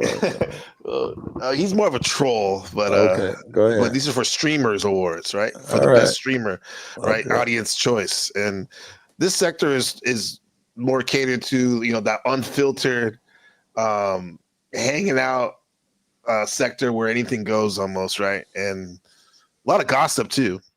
Right. But also people hanging out too and talking about basically like Panelverse stuff and some of the. Let me see. Should I give the nominees? If you guys want a nominee, let's shoot for $10 donation. Yeah, I'll drop some of the nominees. If you get 20, I'll tell you the winner in advance because I already know who's gonna win that. So let's go. We still got Lindsay's theory is right, bro. 15 people. Wait up. We got 15 people right now. I'm such a troll because she hopped up here and dropped it too. I was cemented in my head that she did it, and I will have all sorts of lore behind it. It'll be the funniest shit in the world, I mean. Oh my god. What's up, Sam? AI. Okay. What are we doing, fellas? Quiet. Waiting for I'm just thinking about our big fat W that we had that Joe Cool sucked the life out of. $10 for that, yeah. Come on, man. Yeah. Oh shit! Yeah. Hold on. Thank you for the time. I got to. Oh no way! Look, what is this, like a handoff or something? Like Landry leaves in TML. What's up, bro? How's it going? Yeah, but actually, you know what? I don't know. The fuck? I ain't gonna say shit, but yeah. I mean, I hope everything's okay with them. That's we gotta run. That was crazy. TML scared him away. There was no way he could have known that TML was right there. No. He's that scary, bro. He sensed him. He's that scary. He sensed TML. TML. What's up, TML? What the hell's going on in yesterday, bro? That was wild. Or somebody asking you about it. Oh, it was Landry, right? You were talking to him and somebody else about that shit, like everything you've been witnessing. Oh yeah. You're talking about on the Gen X Jeff show? Yeah. And by the way, hold on, real quick. Excuse respectfully, but TML. Lindsay, now we're back up to 15. Lindsay's part of it. Because she was on Flow State, and that's what happened. Yeah, I saw that's that where shit. like, that shit was funny. Yeah, so I mean, I could break it down, or Lindsay just can. Just a second. I don't want to. I just want to say something real quick. What's up, Doctor? Commence part 2 of the experiment. Please watch the. I have the clip, by the way, from Flow State. We'll see. Like, where so we're at 16 right now. What thing happened? Okay, excuse me. Thank you, Lindsay. Lindsay got it down to 1. Now, I want to attribute to Lindsay. I guess my what you would call the ego is conflicts a little bit. No, that's because of me too, Lindsay, who I was talking about. I'll take the one viewer, but anyway. There's no way it was Lindsay, but I'm willing to run with that fucking myth if it drops a couple more people. I'm game. Okay. TML, by all means, please go. There you go. What, you want me to show the clip?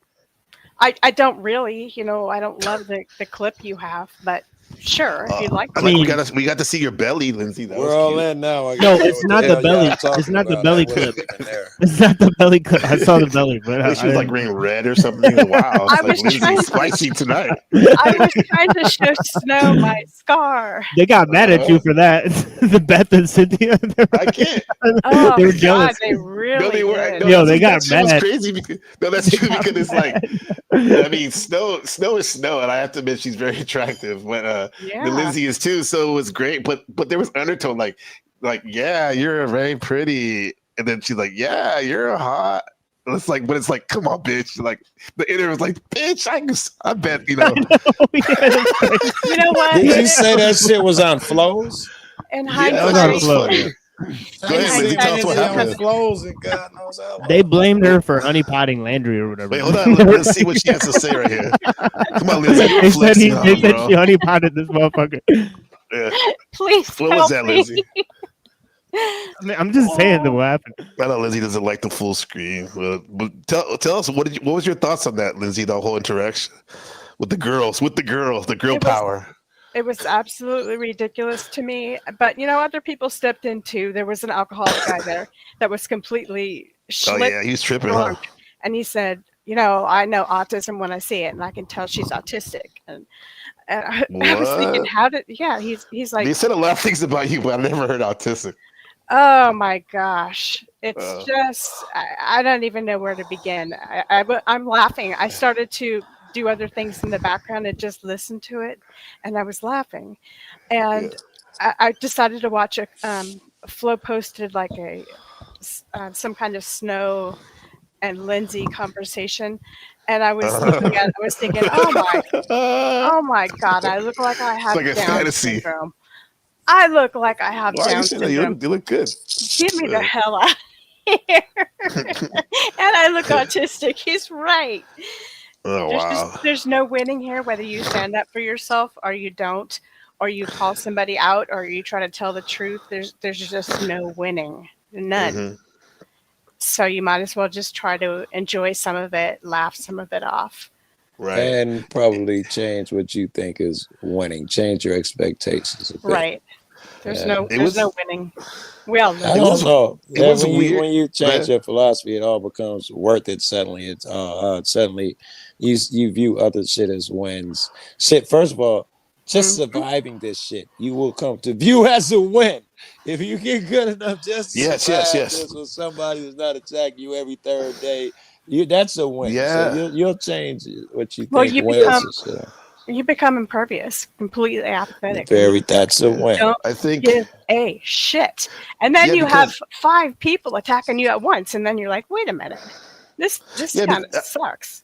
Because Lindsay's experienced. Lindsay has experienced this, like feeling like everyone against them, because she said it to me before. Machine is experiencing this. I've experienced this very recently. It's like when everyone's against you, it's like, I kind of caused some of that. Part of me is like, fuck that. It makes me feel kind of bad. But then again, I'm like, yeah, like you said, Joe, like I made it through this shit. And fuck this shit, bro. I don't need any of you motherfuckers. And suddenly you're like, now I know the key. Yeah. Don't give a fuck. Yeah. That's it. Don't give a fuck. Don't give a fuck. But I think we all actually kind of give a fuck, though. Yeah. At some point, we all got different thresholds, but I can say personally though, when I come in, the shit that used to trigger me is not even on my radar now, and I call that improvement and advancement. I used to jump on everybody for everything, blah blah blah, and thought it was my duty. Now I'll sit on a panel, and if I might, I play the long game now. Fuck what another motherfucker talking about. For instance, you and Snafu with the, how come you didn't do this? I'm smarter than you. I'm up here pplaying a long game. I ain't trying to blow my wad so that I can't achieve what I'm trying to achieve. I got my own plans and shit. I mean, you should hear Joe yesterday at Resto. He's like, hey, Joe. I think Joe has the biggest. Someone said, I think Joe has a big channel, and then someone's like, yeah, Joe, how many subs you got? He's like, man, just a buck 40. He doesn't say the K. This nigga's balling and shit. Got status and stuff. That shit's crazy. Yeah, the drunk guy went over the resto too. I think the same drunk guy Lindsay is talking about made his way over the restos. He's taking pills or something too. I heard something like he's doing other stuff. It was really weird. And then he got even weirder. And they were saying Did his girlfriend come on? Flows. No, but someone showed a clip of her yelling in the background. I played a clip of her apparently yelling. That's embarrassing. Yeah. Yeah. There's always somebody with the camera, etc., ready to clip whatever, whenever the moment you have a little lapse, we'll just call it a tarded moment. No offense to anybody at all, but clip and it'll be on there, I mean, yeah, technically, Lindsay, you have one of the greatest crash outs of all time on my channel. My favorite. Oh, I don't know what channel. I tell everyone my all-time favorite is her versus Crispy and Cynthia. My all-time favorite. I didn't see that one. Yeah, you're depriving yourself. Is that the infamous one where they say she got naked or something? No, I don't think I had to do no naked. Who got naked? Cynthia or Lindsay? What the fuck? Right. Which one? Lindsay. Hell no. You're gonna clarify real quick. That's news to me. I keep hearing that I got naked every day, and I'm like, I what? Yeah. No, I know that I did post TMI. I'm aware of that a year and a half ago, or however long ago it was. What's up, Sam? Sheesh. People just don't let you forget stuff. No, Lindsay, it's like, you're like, my wife and I were watching Pulp Fiction. We hadn't watched it in a while. Are you familiar with that movie, Pulp Fiction? Vaguely. I love it. Vaguely, I haven't watched it in a long time. Well, Uma Thurman's character, Mia Wallace, Vin Rhames' wife, she was there, and John Travolta was supposed to take her out and basically make sure she doesn't fuck around while her husband was out of town. And there was this rumor, people were telling John Travolta, like, be careful with her. The last guy that, was friendly with her, and the boss threw him out the window and he landed on the glass, right? And he was rubbing her feet, and that's why, and that's all, like, the guy was rubbing her feet, and her husband got so pissed that he basically almost killed the guy, right? So that was the rumor, right? And then after them having their little lunch, dinner or whatever, he finally had the courage, John Travolta, to ask her, is that true? What happened? And then, like, and then it reminded me of what Lindsay just said. Like, Mia Washington, Uma Thurman was like, people are going to believe what they want to think. Right. The only people that know what happened are Marcellus and Ricky, the guy that got thrown out. So exactly. I think she even said no. Does that even sound like it's true over someone? Does that sound like it's true? It sounds like it could be true, though. To her, I sounds think she told crazy. John Travolta, does that sound like it's true? Right. It could be, though. She's not necessarily denying it, but I thought she was saying that you're an idiot to believe it. I thought she said exactly. And next time I watch it, I'll pay attention to that part. I thought she was saying you're an idiot to believe that shit. Yeah, that's what she was saying, basically. What's up, Nano Schiff? My brother from the Balkans, Queens, New York, and my other brother in the Bay Area, Edie the K. Hop up here, brother. You know what though? One thing she did said too. She's like, "You boys are worse than a bunch of women in a sewing circle when you get together." Yeah, kind of true, right? I've heard a lot of gossip from men, and I've learned not to repeat it. Yeah. I just don't repeat it because you don't know if it's true or not, and also feelings get hurt and. People start hating on you. Whatever. To keep it real, I've never really heard Lindsay spill the beans on shit like that. Whereas other people that have been mentioned, other women, I love like they do that a lot. They do that a lot. Yeah, like I love making up shit too. Where there's like two people that say something and then it can't be resolved, and then it just stays, and neither of them answer. Like that's when I clip shit. And I'm like, all right, the awkward silence. Like, right. Yeah, like the last night flow thing with the Lindsay thing. It was like, whoa, there's so many narratives here. So I was just like, let me clip this shit. Like, dude, there was like a million narratives last night. You're right. Pick one. Yeah, like my favorite was low key. Okay, or am I the queen today, or am I playing the evil? I'm not sure which one. How about you're the evil queen for the day? Well, it's even about either like if Landry or Flo is a liar. So like, there's all this other stuff going on that isn't specifically about you, but like about the greater narrative. About like what he's describing on his show, like because he's saying like Landry's a liar or whatever. So Yeah, I remember when that happened though. I was watching his show, laundry show, and Lizzie called in. She's like, "Hey, the picture, can you take it down?" And I think Joe, you were on the panel, right? You're in the panel, right? But I was just getting a text, so I didn't hear it this time, and I came in late, and I still don't know what it was about. When I was over there on the panel, what was the picture taken down about? I don't even know what that was about. Absolutely a benign nothing, and people can't stop talking about that. I waited until he could actually take my call until he was showing a video, and so we had been texting back and forth about different things for a while. So I thought I'd call him really quickly and say, hey, take my picture down. Is that the AI one where you're an AI? The bikini one. But it's also AI, right? I have no idea. I didn't make it AI. Because I have an AI one of you, like where I use on my show. You can say what I use privately. This is an AI picture of Lindsey Smith on like one of Landry's videos because I took his video and made a music video. I've seen a little clip of her. That's really. So you sort of made fun of me, kind of thing. No, not really. I'm making fun of Landry's video, if anything. So it's not specifically about because Joe Cool's in the video, so is Andrew Wilson, and so is Rob Noer. And are you in it, Machine? I'm not in that one, but it was a big nothing burger. Yeah, he made one of me that's really cool. Want to take it down, then, Lance? I'm curious if it was so nothing. People keep posting it, including me, and I thought, you know what? I'm sick of it. There's two pictures of me up there.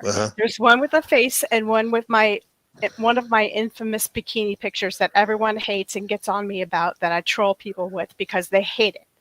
And I get called all kinds of names for posting those bikini Excuse me pictures. for your beauty. Okay, and he had one as an avatar. So he decided to post one up anyway. And then I said, I'm sick of looking at that. Just take that one down and let people post the face.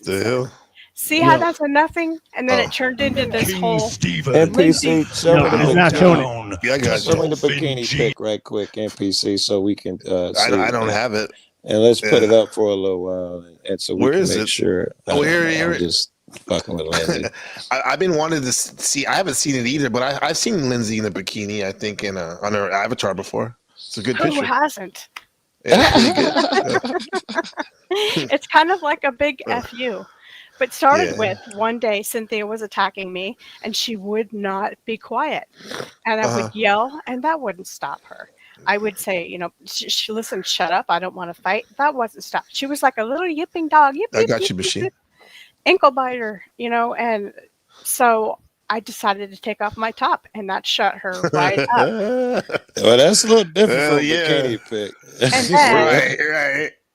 It did work, but it gave me the worst reputation ever. And I own that. I acknowledge that. And I kind of regret doing that. But actually, Lindsay, this is why I'm going to give you guys. Now I'm going to drop it. We still waiting for the $10 at least to drop the sector award, the nominations for tomorrow. Now, but I'll give you this one, Lindsay. You all have been nominated for a category, at least one. You want to know what it is? Whore. Very good.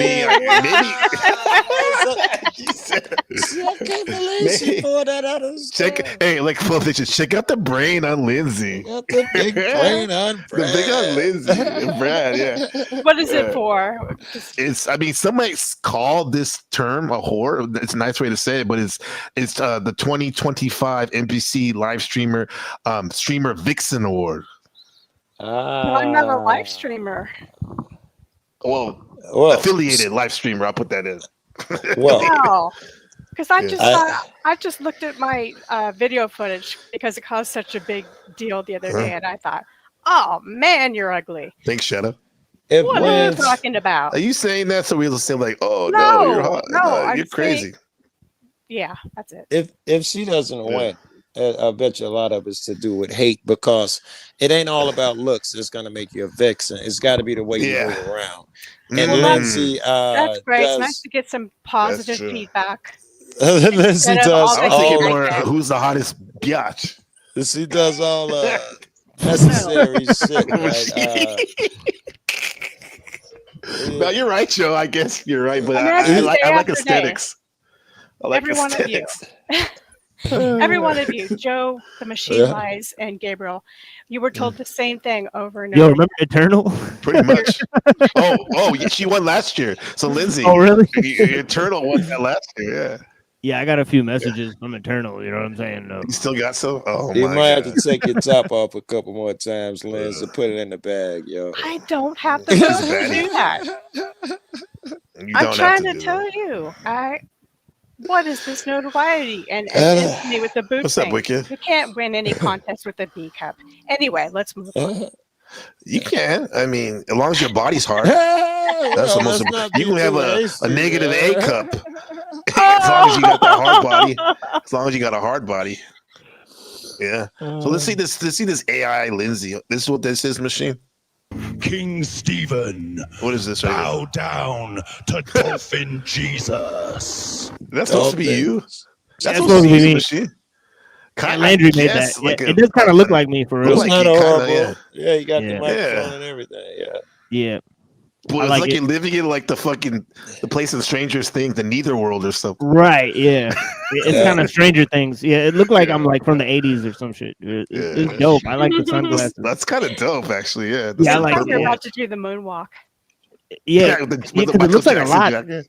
Yeah, it looks exactly like me, so it's dope. It's looking crazy. He has the cord on the microphone and everything. Oh, I'm like, who's gonna push play? It's me. Sorry, guys. King Stephen, bow down. That voice is hella weird, though. King Stephen, bow down to Dolphin Jesus.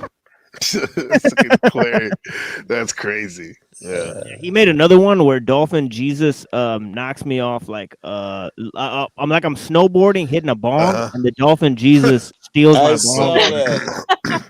Maybe like, he got the dolphin come from guys. This motherfucker snowboarding. Maybe he got the idea from my famous clip. Except it's not a dolphin, it's an orca. Strip clubs like titty bars. Big boys when it's snowing. Fat niggas got ribs out till like nut bones when you smoking. On vacation we don't ride dolphins. Fat niggas ride orcas. This summer we in Mexico, Costa Rica, Bora Bora. It's a fat nigga summer. No shirt, watermelon, snow bunnies. We write orcas. Niggas ride orcas. Yeah, it's from King Stephen. He came up as Dolphin Jesus with his avatar and shit because he was like different Jesus. He was Tupac Jesus. He's Black Jesus or whatever. Black Jesus. Yeah, it was like, he's such an idiot, but I have to admit that impersonation is funny. The way this is what he thinks a black person is going. Yo, what's up, my nigga? Wasn't bad. Like a dork. It's so bad it's funny. Look at Shadow. He said, "What's up, Shift? Where you been, brother? Come on, bro. They ain't ready for you, man." Yeah, we had a legendary show out there made by Machine Bob 6. Oh yeah, we had Shift up there, we had Chem up there, we had Paul up there. You know, we bashed everybody. It was crazy.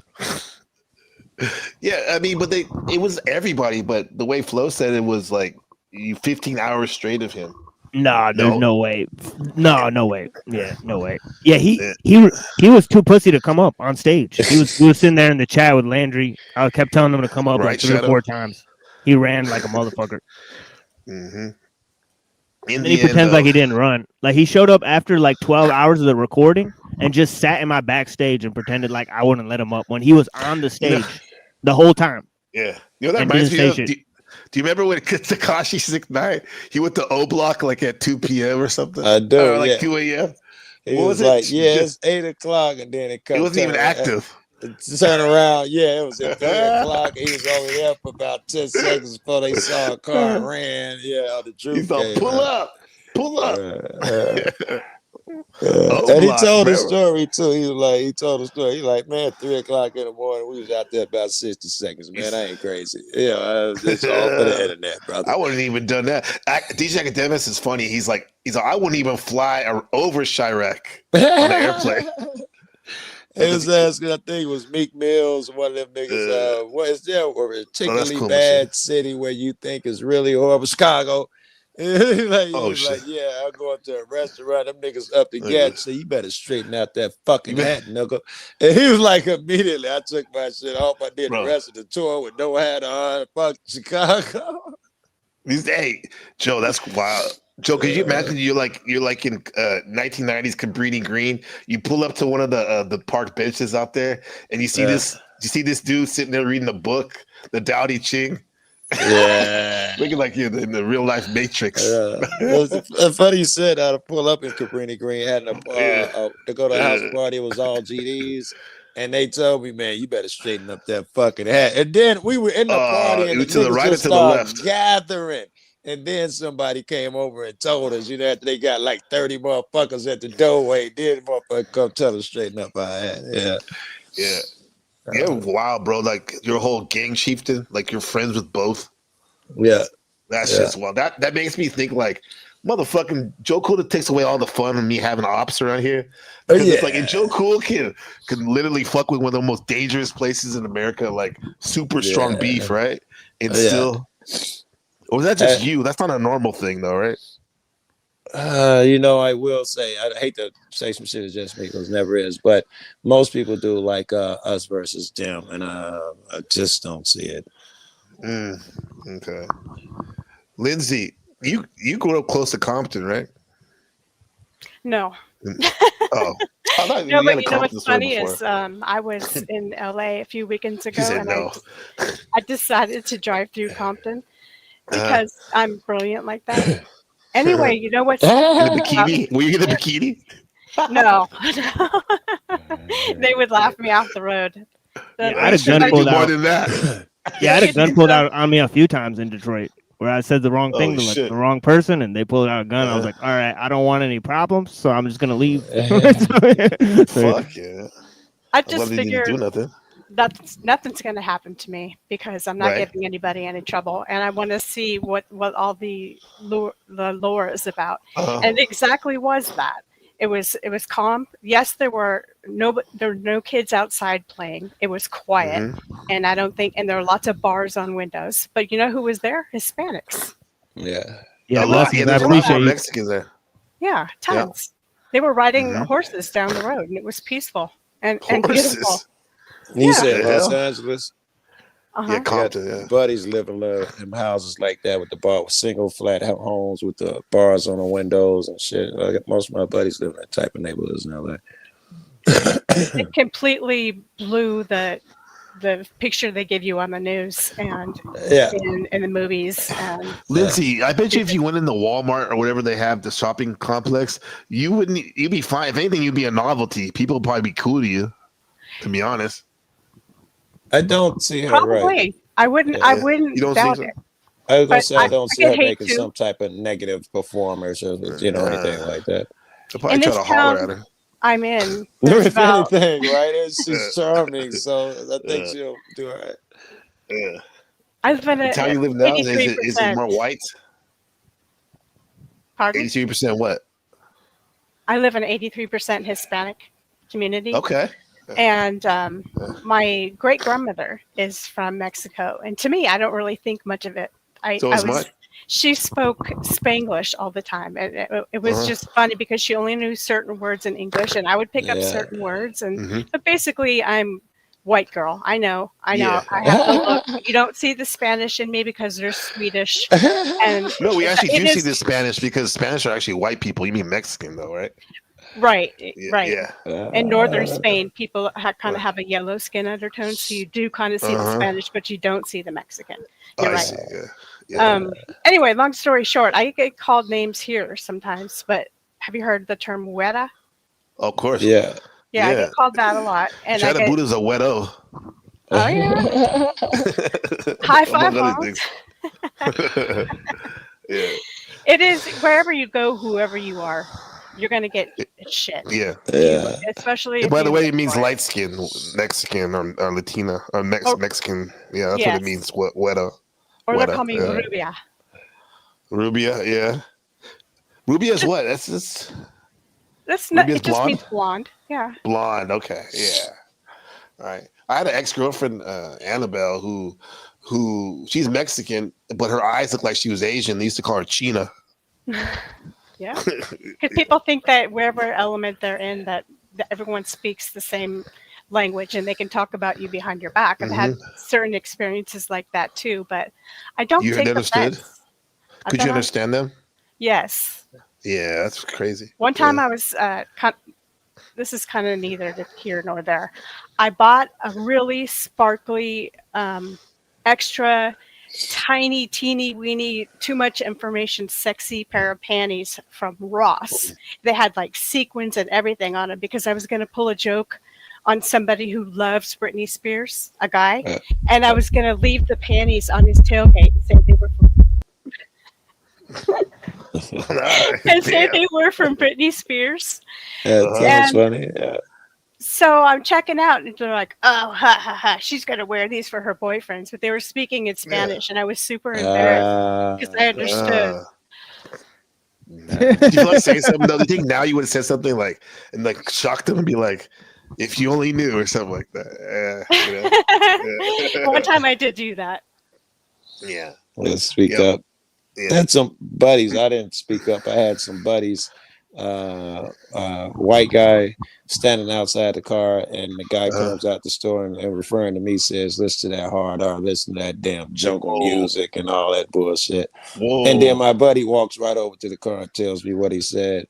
And I was like, let it fly. And another white buddy of mine was in the back. She's like, "Fuck that shit," and they bailed out and chased dude off.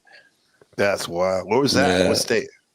You know, I don't know. He's traveled a lot. If I had to guess, somewhere in the Midwest. We was on the way to Boston. Yeah. Cool. So, like, my grandmother, she's Mexican. Well, we say we're Mexican, but I found out, like, actually, we have more Spanish, literally from Spain blood, right? Yeah. And she's a Weta, and like, we go to places, right? We live in California, so it's predominantly Mexicans. You see, like, at the restaurants and stuff, serving or busboy, right? And there's been times where the lady was, I could totally tell she's Mexican, and I'd be like, I call her Nani. I say, "Nani, why don't you speak Spanish to her?" She's like, "Nah, Gabriel, I just want to hear what they have to say about us." Smart lady. Yeah, That's funny. Girl. Yeah, part of me's like that, but then again, it's like now I feel like if I knew how to do that, I'd say fuck it, just build with them. So depending on what mood I'm in, just talk to them, bro. Yeah, I might let it fly once or twice, but at some point I'd have to say something, and that is an opportunity I could not pass up. And I build a bunch of them saying negative things about me, then catch them with that really great energy and address it. None of that hot shit. You flip it, right? Yeah. You catch them off guard, and then you yes, when everything's going well. You know, by the way I speak that shit, I be hearing what y'all say about me. It's rude and shit, but hey, oh no, you know, see what it was. We didn't mean it. We didn't really mean it. It was just, you know, we were joking. See, this is me right here. 36% Mali, from my dad's side, from Mali, the country. 32% Spanish, the European, right? 14% Senegal, like that's by Mali, Africa. Then the Mexican 11, then Basques and Scotland, and a little bit of Colombia. Yeah. Do people ask if you're Puerto Rican? Yeah, I've got that before, for sure. Did I see anything black in there? Oh, the Angolan, Mali and Senegal. Oh, in Senegal. That's the most, and then the second is Spanish from Spain. Yeah, and then we got that northern Spain, that Lindsay Basque. What do you think if you black? If you got a drop of black blood, is that a thing?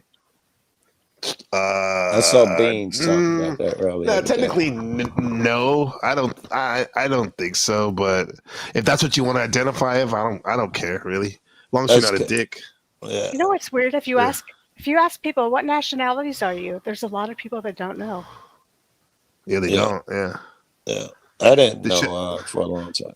Shadow Buddha thinks that's the reason why we have a lot of the miscommunications and depression. A lot of times, because us Americans, we don't know our roots, whether we're black or white. A lot of us, as families been here, and that's causes like people to act stupid and be ultra this and ultra that. What do you think, Machine? Well, I mean, because what is American culture? It can't be like Mickey Mouse and McDonald's, right? Because those are corporations, right? So it's like, you know, it can still be hot dogs and apple pie. Yeah, you're right. At least. It's got to be something. Yeah, deep. So what's the deeper part of it? The mix, the whole Our variety? Is that Right. what I makes think us he's us? gonna tell us when he tell us what it is. I think he says not hot dogs and hamburgers and apple pie. I think he was about to say what Okay, it I is. thought he was gonna stop. I was Well, trying to like coax him. just like universalism, liberalism. It's the lack of a culture because it applies to everyone. You know, like the technological society, it doesn't care if you're, you know, what race or ethnicity or religion you are, right? So, so those three modes of like traditional ways of, you know, becoming a person, right? Like for example, you had a ceremony, right, where you died of your young self and became reborn to like the social fabric of society in general and all that stuff. Right. So they don't have that anymore. There's no rites of passage. So then young people, they thinking of, you know, the transition from young to old, right? A lot of them have extended adolescence. Right. Because they didn't never have Peter that. Pan syndrome. Yeah. And that culture thing also, Lindsay was saying something about it. What's American about culture is to use it against you because maybe she was reading somebody else shit about, you know, the reason we're fucked up, blah, blah, blah. But that's what they're going to do. What's American is to find your culture so they can use it against you. Oh, you're Hispanic and 18 different things pop in their head to use it against you or whatever your fucking race is. It's not to be appreciated. You know, few motherfuckers be like, you know, oh, that's great. No, it's so motherfucking categorize you and call you a stupid. You know how many crimes Hispanic people commit? It's one of those dumb shits. Those people, though. Utility and hierarchy. Utility and hate, utility and war. And that includes, you know, tribalism and having the haves and the haves not. Have nots. There is absolutely utility and money and I don't know what you'd say, efficiency and hierarchy and the labels that it comes with. Certainly efficiency. It works. Yeah. Oh, you remember this episode of Seinfeld? He says, I feel, Buddha says, Gabe, I feel like George Costanza's dad. This is Seinfeld. When he went with Elaine to the Korean nail shop with the ladies talking crap, when he understood them all.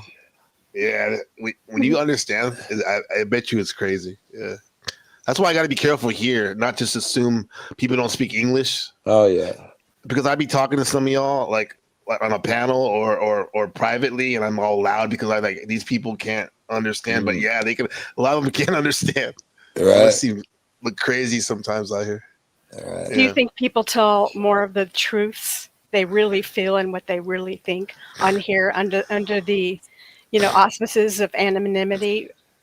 Well, No. that's kind of an obvious, but compared to whatever you want to call real life, where they're probably thinking these things and not saying them. Okay, well, that's a machine. I want to ask Machine. He says no. I think no for the most, but spaces like this, like this space where we are, yes. You know, why but you say general, no, Machine Lines? Yeah, I'm interested. Well, Machine Lines, you say no. This is made by like. Truth. Well, I think the short answer is because this is made by the CIA to spy on people, right? So, so it's the greatest spy machine ever invented, right? So there's all sorts of corporate espionage and also foreign espionage going on these devices, right? Right. You know, I can name a few instances. Like, for example, there's companies that are located in Israel that own the information, right, that the NSA has. Right, so this is a great problem, right, that exists because it's potential security risk. Wait. In a spirit of her question, she's talking about people who come under here as a sock. Do you think they're more honest on that sock as opposed to being real life? Actually, think you're no. saying no. What Okay, I misspoke. I think I was very inarticulate, and I have this problem with being too verbose when I don't need to be. Very simply put, I think people on here say what they're really thinking and tell more truths on here about what they're really thinking and feeling about other people in a negative way. I think they're actually thinking of these things in real life, but won't say them. But when you put yourself in the panelverse, you go for it and you say but they're attacking a character, not a real person. Hate is hate, whether you're acting a character. They're attacking how the person presents himself and not a actual representation of the person. So there's the first divide of the situation because you don't always know. Right? You don't always get mad at a soap opera character. You're mad. Right, exactly, right. Yeah, that type right, of because shit. a number of these people have admitted that they'll say things for entertainment value or to grift for money, right? So then if you're getting mad or you're taking personally what somebody says on here, then that might be a you problem then, right? Because you don't understand the type of situation, right, that you've embroiled yourself in. The machine lies. This is specific to you pointedly. When Landry got up there and imitated your laugh again and again and again and screen capped it. Many people have. Called the machine gun. Yeah, many people have. We also had EBT and TBE. They did a whole like longer than half an hour bit where they were doing the laugh. They're doing it like for over half an hour. They were dressing up like me. They did the same exact thing. Like sometimes I think these guys got the same memo or the same script. Yeah, it's kind of like they're running the same joke for 3 years. Right? My question was, did that not bug you at all? 0%. Not at all. It's just like I clip it, I save it because it's promotion for the machine lines, whether it's negative or positive, right? I'm seeing it keeps people saying my name on other channels. Yeah, I stay relevant. How you react when motherfuckers say shit about you, man. You don't take it light, man. You don't. Yeah, but here's the thing: the madness is so that they'll review it later. So sometimes I'll plan to, like get mad so that they'll review it, so that I'll stay relevant. So they don't understand what I'm doing. You don't plan to get mad for 12 hours. That is sincere mad. I don't think I've ever been mad for 12 hours. 6 hours, whatever. I don't think I've ever been mad for 6 hours. I don't think I've ever been mad that long. But I have reviewed things. I've been very candid with the way I review them. I don't think I display any type of anger when I review things, but I am honest about the deplorable nature about what I'm seeing. Right? Of course he does. I don't even have to be there and assume if he's in your room or any other human being in your room, someone's criticizing him, I go live. This is what I was having in my head to talk about what they're saying over there because I think they're wrong. Of course, no one gives an unvarnished version because these niggas over there varnishing their ass off. No one goes live to give an unvarnished version. They're bad through the gate. That's right. Like I could point out several lies that they told with their critiques. Like for example, they claim that I wrote my book with AI before AI even came out. Like, I have a physical copy of the actual book. I was thinking about that yesterday, bro. Like, so they did a slander. They did a whole slander thing. Right. People went online, started claiming. Yeah. So when your voice raises and your tone changes, this is acting. That's good. This is acting from you. No, it's actual anger. It's actual anger. Okay, it's actual anger from a real person. It's anger from a real person, not fake anger. You do have an emotional reaction to some of this hate. I was trying to kind of gather whether. No, I do have an emotional reaction to it because I'm a real person. So when I hate people, I thought you were actually a machine. Yeah, it's logical. Wait, what? I was kidding. I thought you were an actual machine. No. But when I'm showing my real anger, I'm preparing for people to react and say my name on their stream, and it works. Of course, it works. Yeah. It works out good. Like it's been working very good. Assuming you enjoy that type of thing, because I got a lot of buddies, and let's hope nothing like this happens to you. But they start off saying what you're saying. It works. It's enjoyable. I have fun, and then they do say that. Then later on, they do say it becomes uncomfortable when the other guy who doesn't have your fucking restrictions and shit starts going across the line and getting into your personal life and that's fine. That's fine. My personal life is not a mystery. I put all my information public. So my personal life is not. If people want to go and explore my personal life, but like. You put it out there, but I mean, what we talked about the other day, that's fucking deplorable, though. Like some of the stuff that people did, how they said, but I said what I wrote to you in that message out loud. I didn't give a fuck. I didn't care. Like that wasn't a private. Like yes, of course, I was being truthful to you, like saying like this is what happened and this is what these people said. Of course, but I'm like, look, like I'm like this is what happened to me. Right, like, and I said that out loud on my stream, right? So they didn't have a question about what they were making up. You've been getting jumped so much lately. We don't know who no, these people knew that they were lying. These people knew they were making up information about me to slander me. I was telling the truth about them. I was really angry. They were fake angry, creating drama. It's all really pretty clear. Well, that's the thing. It's like, because you're a quote unquote intellectual, I call you the professor of the Panelverse. Yeah, a lot of people. Say that, but the truth is I don't promote my intellectual nature. I know that's what we're here to do that for you, your supporters and your fans. Yeah, but what I'm saying is, what I'm saying is, like, because of that, do you think when you do show genuine emotion or anger, for example, people are like, oh, he's supposed to be this stoic, you know? I don't care. I don't give a fuck about that. I don't care about that. Thing, yeah, that's your opinion. That's your opinion that people should be stoic and stuff and mind their P's and Q's and have manners and have good grammar and stuff. You're actually a boring person. Your opinion? I think there's no excuse for bad form. I'm of that opinion.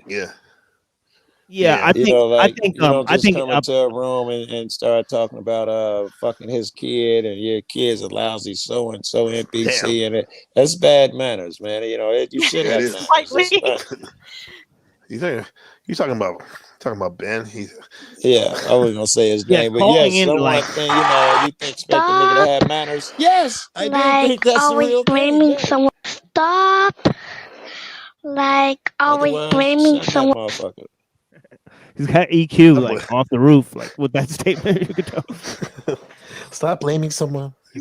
Ben. You were mentioning a little before. I think it was you, Gabe. You were saying something to the effect of, why do we find it necessary to call each other out here? I thought that was a good question because it's mostly like the Machine Lies was saying, why am I?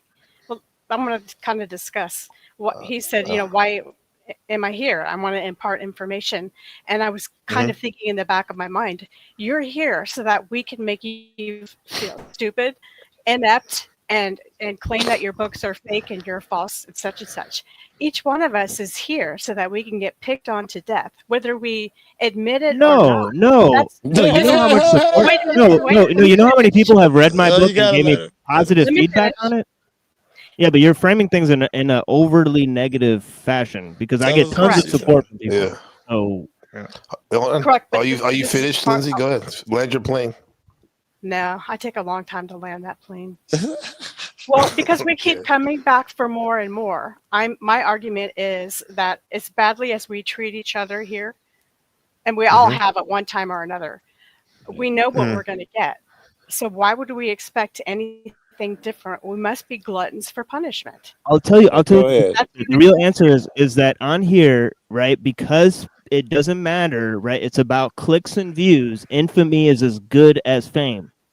In the real world, it doesn't work that way because you have your you want to maintain good relations for people for the purpose of self-defense, right? Because so this is the thing is that people, especially people who are playing an overt character online, they're especially willing to say all sorts of things about people, right? Because they don't have to be responsible for it, right?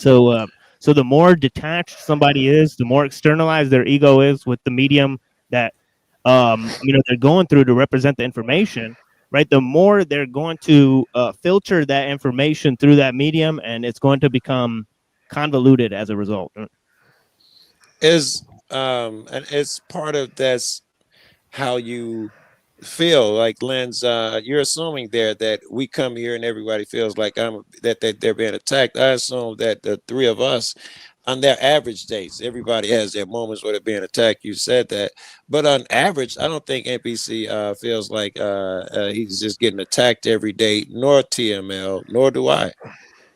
So it's not like we're coming here expecting that. That's the outlier. Yeah, like maybe that's Lindsay's experience more like. I was thinking, yes, like Lens probably gets jumped 2 days out of 3, right? Yeah. But there's laughter here too, and talking and camaraderie and rapport and education. So, thinking about it more realistically, I would say that was a kind of a downplay of everything, a negative side. Because if you came up on my panel, you'd be forced to talk about what we're talking about, right? So there would be no room for like drama or whatever. Like Joe Cool came up and he starts rapping with them about like their occult stuff, what they're talking about, and he starts asking them like, how does this apply to the real world? And it's a legitimate question. right? So, we had it's great true. conversations too. Right. Yeah, I experienced that another day when I was literally trying to talk to Televised like normal, like not trying to throw shade or anything, but he took it as something else. But I'm glad we were able to still get back on track, and there was right. We'll work it out. Yeah, exactly. Right, and by the way, right. happy birthday to the Machine Lies. Yeah, His happy birthday birthday week. again. Happy man. 22nd. Yeah. Looking great. Looking great, It's Machine. always your 22nd birthday. You're always 25 every year. No, I'm 36 and I got some gray hairs, but you can't see them on camera because there's so few of them. Right? Some. Oh, you should have said because they're below my fucking belly button or something. Oops. Yeah, that'd have been funnier, right? Oh, what's up, Red? In the building. He's lurking. No, my dick's not old. My dick's like younger than I am, honestly. Oh my God. Oh shit! I did not expect that. What does that mean? No one knows what it means, but it sounds provocative. Yeah. You got a young dick over here. Yeah, I got a low body count. Let's put it that way. Oh, you and Lindsay. Lindsay revealed that shit yesterday. That shit was fire. 7, like the movie, right? I realized I was off by 2, but it's still under 10. Oh, that must be not part of my clip, I guess so. And Lindsay's been around compared to you, Tim. Lindsay's loose with her 9 compared to you. But whatever narrative you want to carry, whoever you are, just go for it. Okay. Yeah, I'm a Muslim, so I've been married twice. I imagine your numbers lower, man. I counted 50, I think, when I was 19. So I'm burned up. Yeah. 50? 19? Yeah. Oh, you a mangina? A man whore? I live in the city. I don't know what to tell you. I don't know what to tell you. Like Will Chamberlain. Yeah, I don't know what it is about SoCal though. My numbers went up when I went down to college down there in Long Beach. Oh man, it's sunny. Everybody's feeling happy. Everyone's in short shorts. They're glad to see you. Mm-hmm. Even the guys are wearing short shorts. We have a high gay population here. Yeah, I didn't. Yeah, okay. San Francisco. Yeah. Oh yeah, that's why I finished off in San Francisco, my school. That was wild over there. For all people want to make fun of San Francisco, like say it's gay, you know. Yes, it is. However, it's super gangster. 100 Point, Fillmore District, like. I don't think I made it that far north. I don't think I did. I don't remember it, of course. I don't think I made it far. It's the most fun ever. Like that Haight Ashbury Park. Yeah. Like that hippie hill we call it. I got Golden Gate Park. It's beautiful over there, bro. It's like the 60s. Never changed over there. Have you ever driven a stick shift on those hills? Oh yeah. Yeah, I have. Yeah, my Jetta. It was like rolling backwards on some of those almost like 90-degree inclines. You parallel park and bash the car behind you. Yeah. Did you hear that the bridge that let me see? I think on average 2 people a month commit suicide on that bridge. They don't televise it either, Joe. The Golden Gate Bridge. They don't talk about it. You know why? Why? Because they might give other people ideas, so they don't really. It's actually a lot of people do it. Yeah. They set up cameras on both ends for a year so they can catch everybody who did it. And the name of the flick nuts, The Bridge. I think The Bridge, but there's so many movies to name The Bridge. You got to find it as a documentary, and it went and everybody's got all the people who were jumping, and some of them were little splashes, some of them like stand up and did dramatic shit. They got so much footage. They all die when they hit the water. It's like concrete. There's a really great one, a story of one guy who survived. He says, as long as he jumped, and I hear that everybody who tries that and survives thinks it was a bad idea the moment they do it. But this guy, he figured it was a bad idea, and he did his best to survive. He balled up, made sure his legs hit first, balled up, so they take the brunt, and his body part was blocked. He thought it out. And sure enough, he survived. It wasn't easy. And this was like his third or fourth attempt. You know, he was having, issues. And now this is years ago, but his parents, he stayed with his folks, and they giving him room after psychiatric shit. And he's like, no, I'm fine. Trust me, I would never do it. But of course, they don't trust him because he almost took our kid away. It's interesting. Yeah. And they go into a lot of their backstories. Another guy who was like, let's get this guy a up leader. Here. Another guy was like a leader of a group of them, rock and roll, looking really cool dude, good looking white cat with long hair. They didn't know he was having problems at all. He gave some of his shit away. Somebody sniffed it out, made some calls, and his shit is filmed really good. They show him. He stood up there and held his arms out like Jesus and slowly fell. The bridge. So crazy. So they didn't attempt it again. They actually, those two guys are living a decent life so far, huh? Did they talk about anything about? Did they say anything about the sharks, the great white sharks, supposedly underneath there?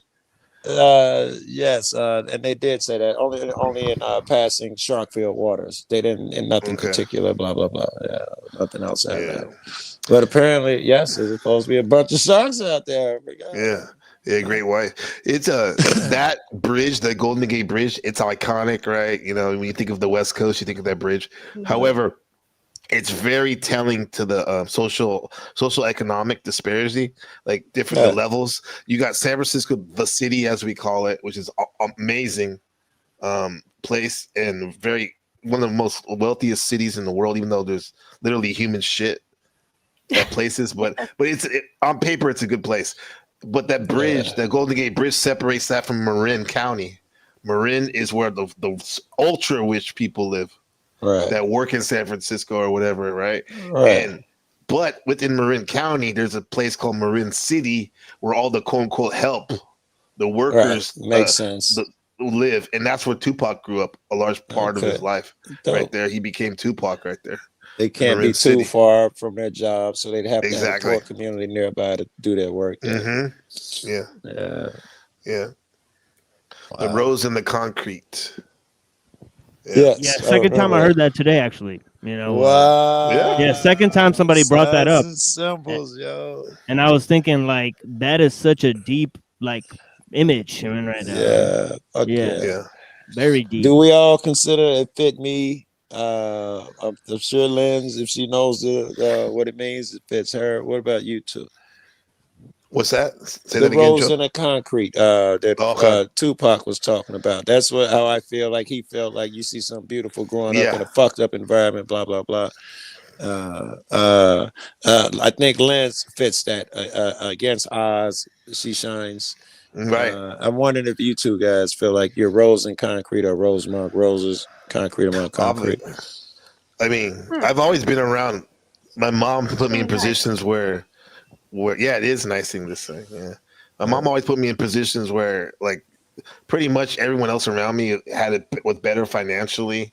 That with the schooling and stuff I went to, and put me in like great organizations and sports. So I believe that for sure. But I'll take it to a deeper level. I think even a rich motherfucker would can be a rose in the concrete where your outer, who you think you are, is this and that. It can be really tough and rough, but your actual soul is something special, like a rose. It just has to be coaxed out sometimes. I need to see more stories. Rich people are so evil in my head that was hard to even envision. I gotta do better. I gotta see some positive. There's some good ones. Every time I look into it, I started off like an idiot looking into Bill Gates. Now someone was like, "Joe, you're wrong. Look how much money they donate." I look into it. All the money they donate to each other charities. So every year they can say, "Oh, they donated $1 trillion," but they just pass into him, his son, and his wife charities. That's them. That's them, Joe. Like, there's people that make $1 million, and we may consider them rich, but they're really not rich. No, not them. Those people are great. I know people like that. I'm talking about the uber wealthy. Yeah. I don't know. They got there in a sense. They got there for a reason because they're evil, right? That's Peter Evil. Talk about a dour take on something. Yeah. You have a point. Before you answer that, $1 billion or billions. Buddha says, "Do you think the prisoners could have survived the Alcatraz?" No, I don't think so. I think those guys died in the water, and it's too cold. They didn't know how to drive that raft. And what is the best evidence, right, of anyone? It's vague. I haven't seen it in 20 years, but the best evidence they had was vague. Some guy wrote a letter to his mom saying it was him or something. It can't be substantiated. Yeah. And by the way, Machine, you want to answer that question, brother? But do you think you see yourself as a rose in the concrete?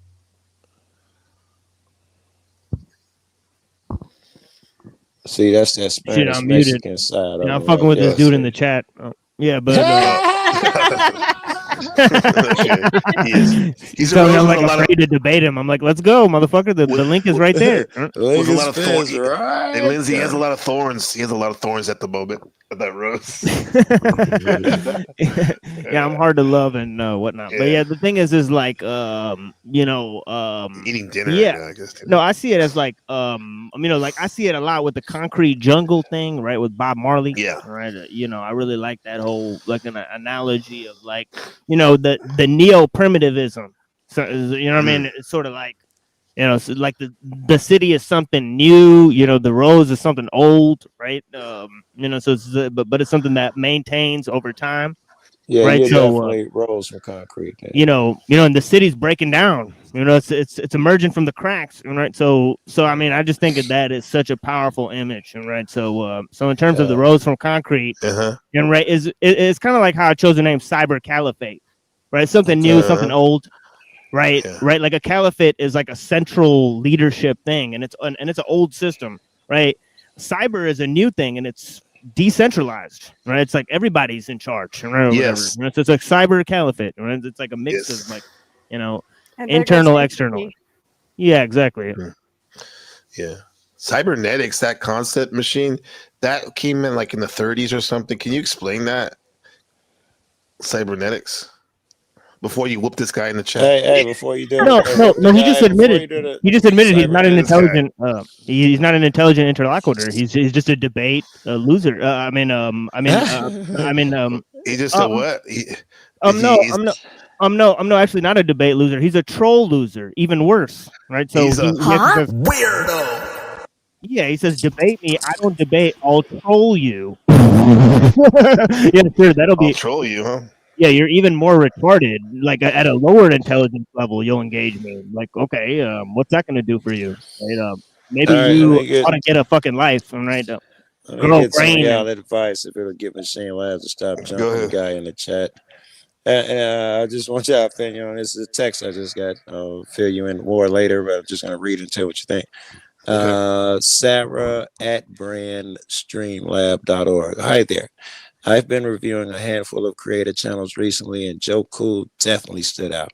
I'm part of a campaign that involves connecting creators with brand opportunities, and I think your content style might be a really strong match. Would it be okay if I shared a bit more info? Best, Sarah Martinez, Creative Partnerships. What do you guys think about that? That's a fed. You think so? Logical. I see you'll bring you on one sec. What do y'all think? It sounds like you fit her target audience, and she has a product she wants to sell through you, and that she wants to give you a percentage. And good to see you. She's fishing, and you would be well to investigate what you have to gain or lose. It's good advice. I get a bunch of those every day, and I always assume kind of what you're saying. If not worse, if not just straight I'll go in between what Machine said. Be cautious, but also Lindsay, hey, maybe opportunity. Like, well, we'll see. Right. I don't know. Yeah. What do you think, Logical Sparks? There's your wall right there. What's going on, man? What you got for us? What's really going on? I don't know, not much of anything. Not much of anything, huh? But you felt moved to come up. It's been a minute. Yeah. I take it. Is something bothering you? No. Okay, that's good. They said we're not showing the Lindsay bikini photos, so if you came up here to see that, you can hop back down, bro. We're not doing that this stream. That's funny. All right.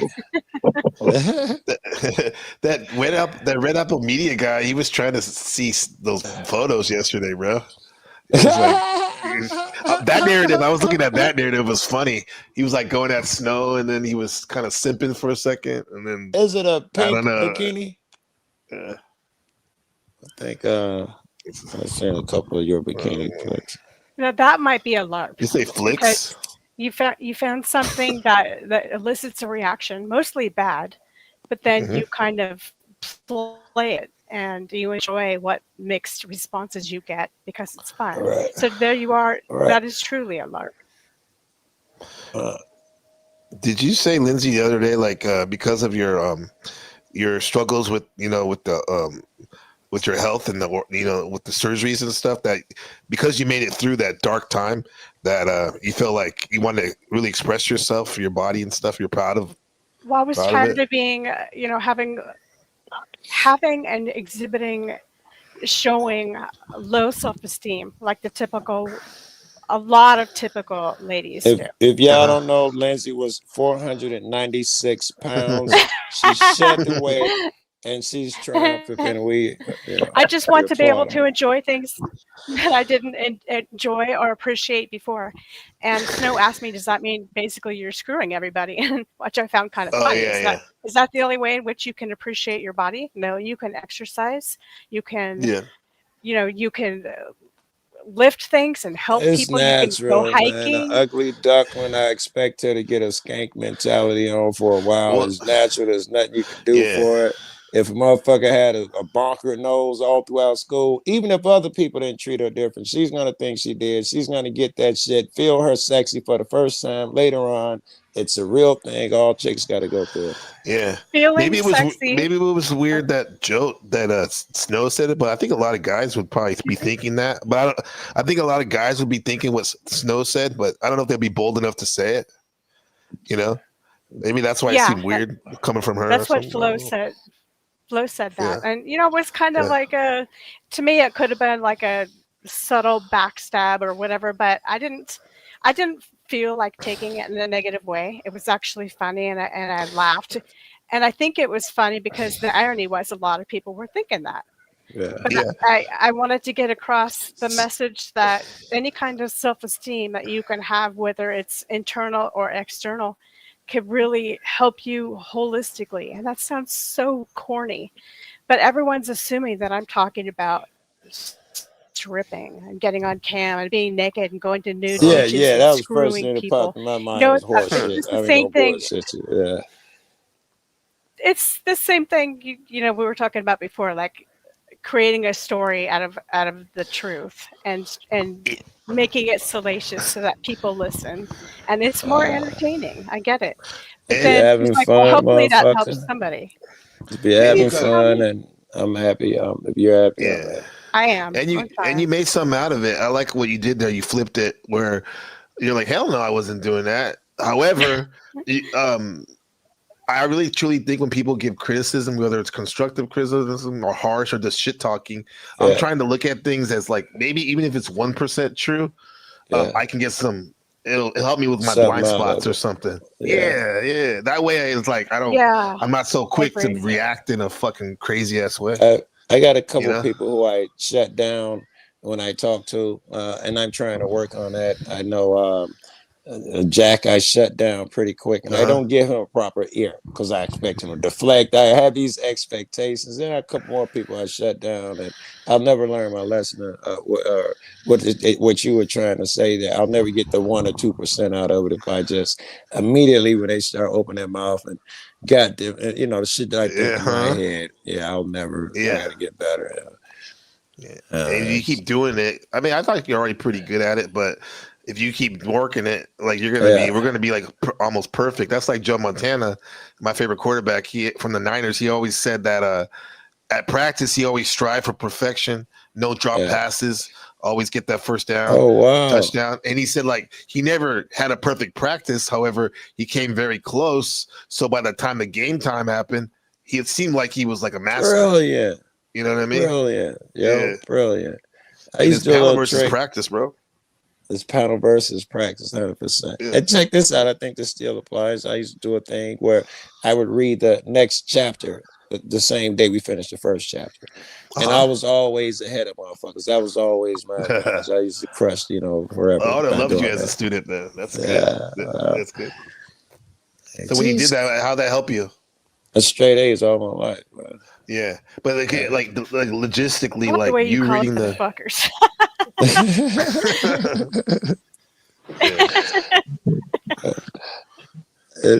Explain that. Break that down, because I'm gonna tell my students, remind them about that. Remind them. Some already do that. Some read the book in the first night, the whole book. Right. It's crazy. That's I've done that shit. But even if you do that shit, you're not gonna do that forget all about the it. time. Or even if you do and it works out for you, great. I don't expect you to do that all the time, and it won't be an entire fucking book to read, and there's no chance that you're going to do your entire workbook or whatever if it's got puzzles and shit in it at night. I still suggest you read the next chapter, because everybody else is so lazy, whining and complaining. Oh man, the homework. I gotta do something. You do that shit. Read the next chapter. You come in, turn in your shit. And the next chapter, you got questions for even the teachers, like, holy fuck, this guy's amazing. All right, it works all every fucking time. Yeah. Are they mad at you for exposing their lack of knowledge? Yes, I've had that too. I've had that. Here, I got one. It's because I'm so sensitive. It sticks with me to this day. And I was in grammar school, and they said, what's a fawn? And I said, mythical being. And the teacher, who hated me because I was a smart ass, says, no, that's not what it is, baby dear. I was like, yeah, it's a mythical creature too. It's not. And you got to understand when the so-and-so and so-and-so, and as the story goes on, like that. She says, because you're right. Yes. Whether your tone, fam. She fell out with a kid later on. Now that I think her name's Annie, and Annie snatched her wigs off and scratched her, and she went and got shots like Annie's an animal. It didn't even break the skin. I gotta go get shots. See my hair. She left to go get a tetanus or some type of shot. Yes, she did. But that's the type of chick. And as she reads the story, now you can tell it's a fantastical fawn that I was talking about. And she actually no credit, no I was wrong, no nothing. She just kept on reading like she was not wrong. It was crazy. I can only imagine Joe Cool as the student, like the way he is, he questions everything. Mm-hmm. A lot of times he's right. So it's like, God damn it, man, just relax for a second. You either love it or I would like you though. Yeah. You were like I'd that? push you. Yeah. Logical Sparks. You said do you really have a photographic memory? Yeah, I used to when I was younger. I don't believe it. I don't believe they come and go, damn it. So can you give me an example? Like you would like if you read a book, would you like remember on the page like it's right in front of your face or something? Can you give us an example? Photographic, I guess it's like serious like that. Yeah. Yeah. Okay. Yeah. I don't know. I've heard some people say that, but I remember like I've never pop culture met shit. one though, right? Where a motherfucker could be like, yeah, Joe, pick up a book, Dead Sea Scrolls, chapter 7, 40. I've never met no one come close to that shit though in real life. What those fools with the Bible and the Quran and the teachings of Buddha can do that. They That's can do wild. that about the Bible and yeah. But do you ever think that though those guys are like actually maybe a couple pages off, but because nobody's checking them, they're like they sound like high powered and shit. I've seen it happen where some people would check them. I think they was doing it on the internet is where I saw them, and they'd be like, yes, did you ever scroll to that chapter? And what do you see? It'd be like chapter 18, so-and-so, verse so-and-so says this. There is no chapter 18. It stops at 13. It just fucking putting shit in there to trick your ass. Yeah. I heard about the Chicago. I call it like the fast talk. Some of y'all like have the art of the mouthpiece, and where I think sometimes people like speak fast and really quick to kind of blow things by you or put things in there so people won't challenge it, right? Yes. That's a real thing, huh? It's a real thing. I don't think nobody respects them.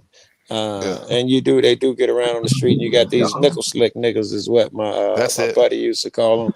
And I don't think nobody really respects them. Everybody's aware of what they're doing. And even in the gang culture, the slow philosophical cat, it's when you're older for sure.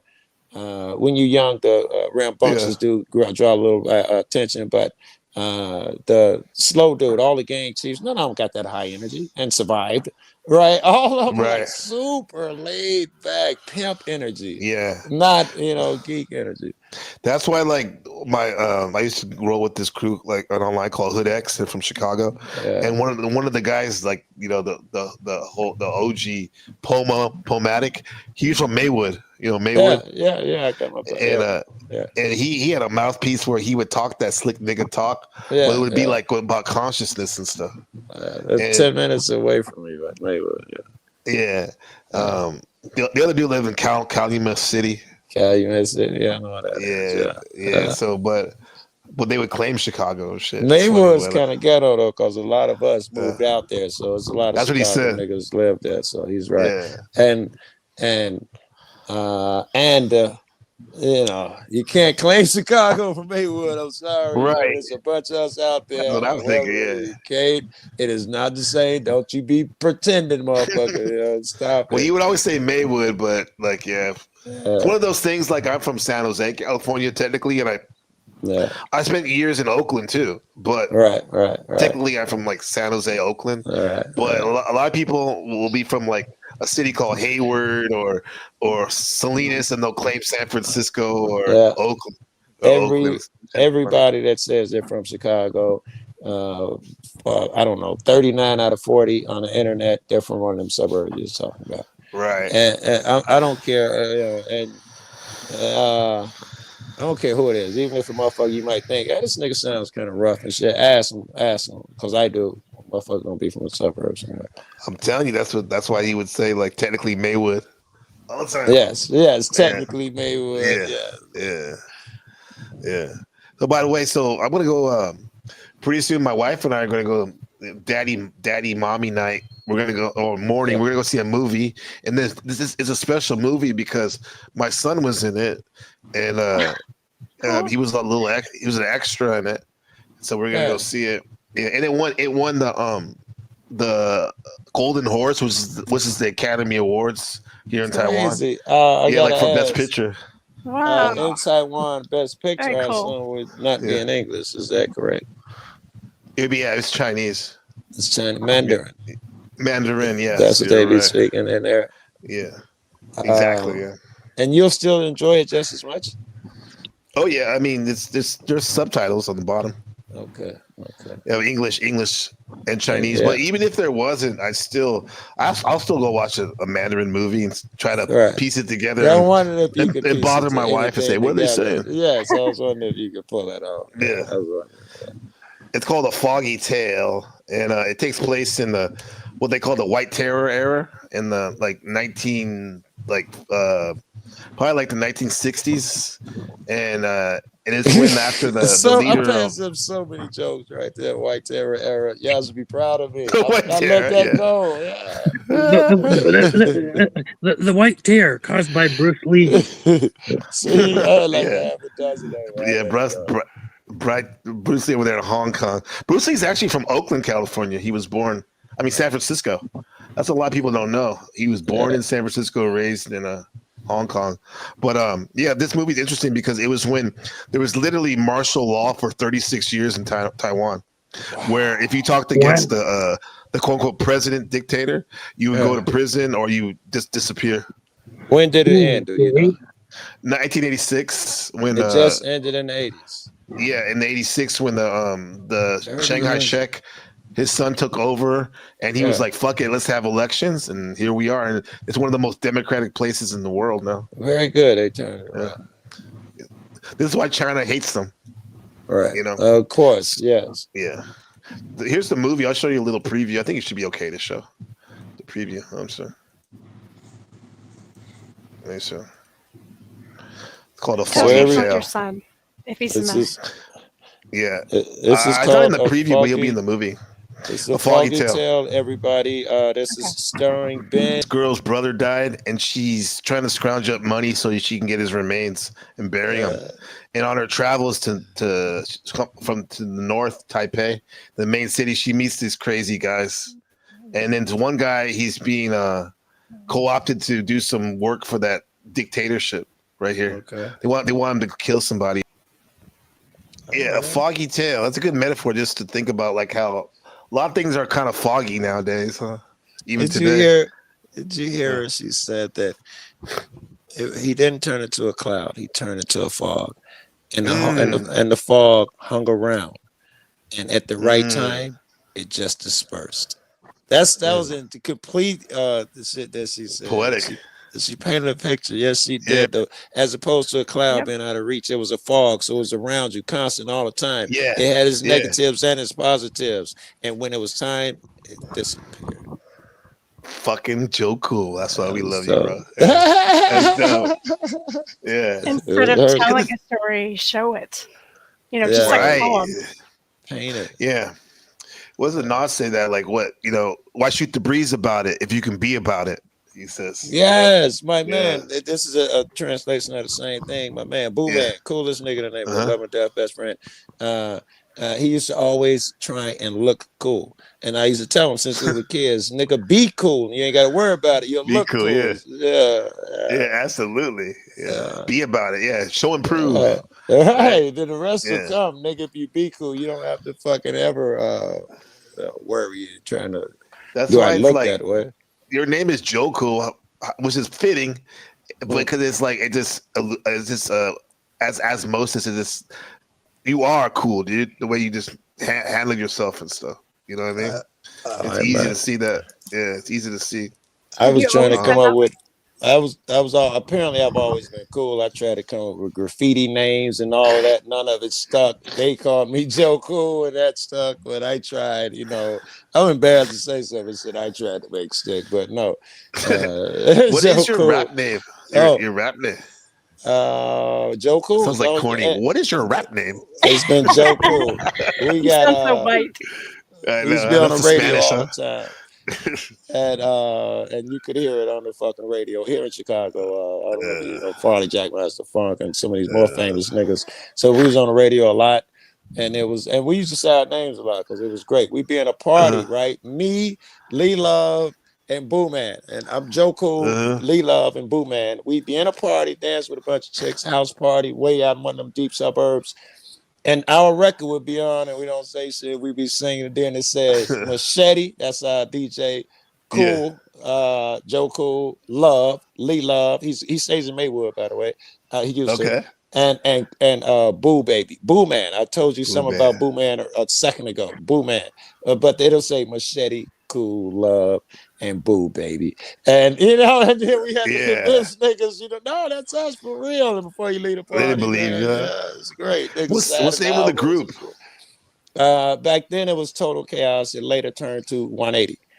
We the first rappers at Orchestra Hall here in Chicago. By request, they were having some shit. I'm not gonna try to remember the details and make me forget the other thing. But famous author. Let me see if I can call his name. Nathan something. Chicago Church. Something else. No. Nathan Hale Dale, so whatever.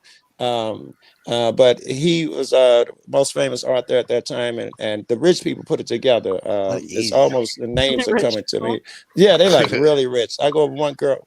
This is true. Now I'll never remember the original story, but Lindsay, you made me think of this one is better. This is good. Let me tell a whole story. It's really good. I get a call. These people. What was the first group again? Total first Chaos. Name? Okay, Total Chaos with a CH, not with a K, and the next one was 180. Something we can see on YouTube. I don't know. I could show you some. It's embarrassing. I could show you. That's what we're all about here. Yeah, it's embarrassing. But I may pull it up, show you. Yeah, with that, you'll see. What's the story? You said I'm high. I forgot the story. Oh, okay. So no. These people are like filthy rich. The Illinois Humanities Festival is what it's called. And only, extra wealthy, super wealthy millionaires, not even regular people are part of this shit. And they get all the best kind, the best author, singer, dancer, so-and-so, poet, everything. And they put on a thing for 3 days, right? Illinois Humanities Festival. Google that. That's what it was called. I get a call saying that and we rocked. We killed it at Symphony Orchestra Hall. No rappers ever even been in the building. We tore it down. I remember let the crime fit the punishment. I remember the rap. Nothing embarrassing about that. But that's it. So we get a call. I get a call. This is so interesting to me. I get a call from this chick. She's pretending to be the millionaire lady, calling me personally. And I'm like, you're so-and-so. I wish I could call her name. You're so-and-so. Oh, yeah. And I made sure before I get off the phone. So you're so-and-so, huh? Yes. I'm so glad you came. Everybody's talking about you. And she's offering the invite to the lady's house. The lady must have told her secretary to call us. Private. She's not thinking show. We're coming. We're ghetto thugs. These niggas are super wealthy. So we go. I bring the ghettoest niggas you can find. This is when it gets funny, right? And we go. And I was like, hey, my man, get out the doorman. I say, can you tell me what apartment so and so? He's like, sir, apartment? It's the entire floor. I say, well, take me to the entire floor. And he takes you when you get off the elevator. So like a bad sitcom? You're in the crib. Right, with that's right there. Right? Oh my God. It's crazy. Joe's got like you see maids and butlers walking past and shit at the end of the hall. And then the doorman goes back down and you enter and she's got the entire floor of a high rise on Lakeshore Drive. You know how big that shit is? Yeah, Lakeshore Drive, beautiful. Yes, you get lost. What's the catch? There is no it's like an orgy. My guys, we come in, we go. Session. That was the catch. I got pictures too. I could pull up pictures too. Yeah, I bet you I could. My guys go straight for the champagne, get the biggest glasses and shit. They're crystal with gold rims and shit. It's all popping champagne. And my man, and the butler tells him, "Sir, it's not a champagne glass." He's like, "Man, just pour that shit."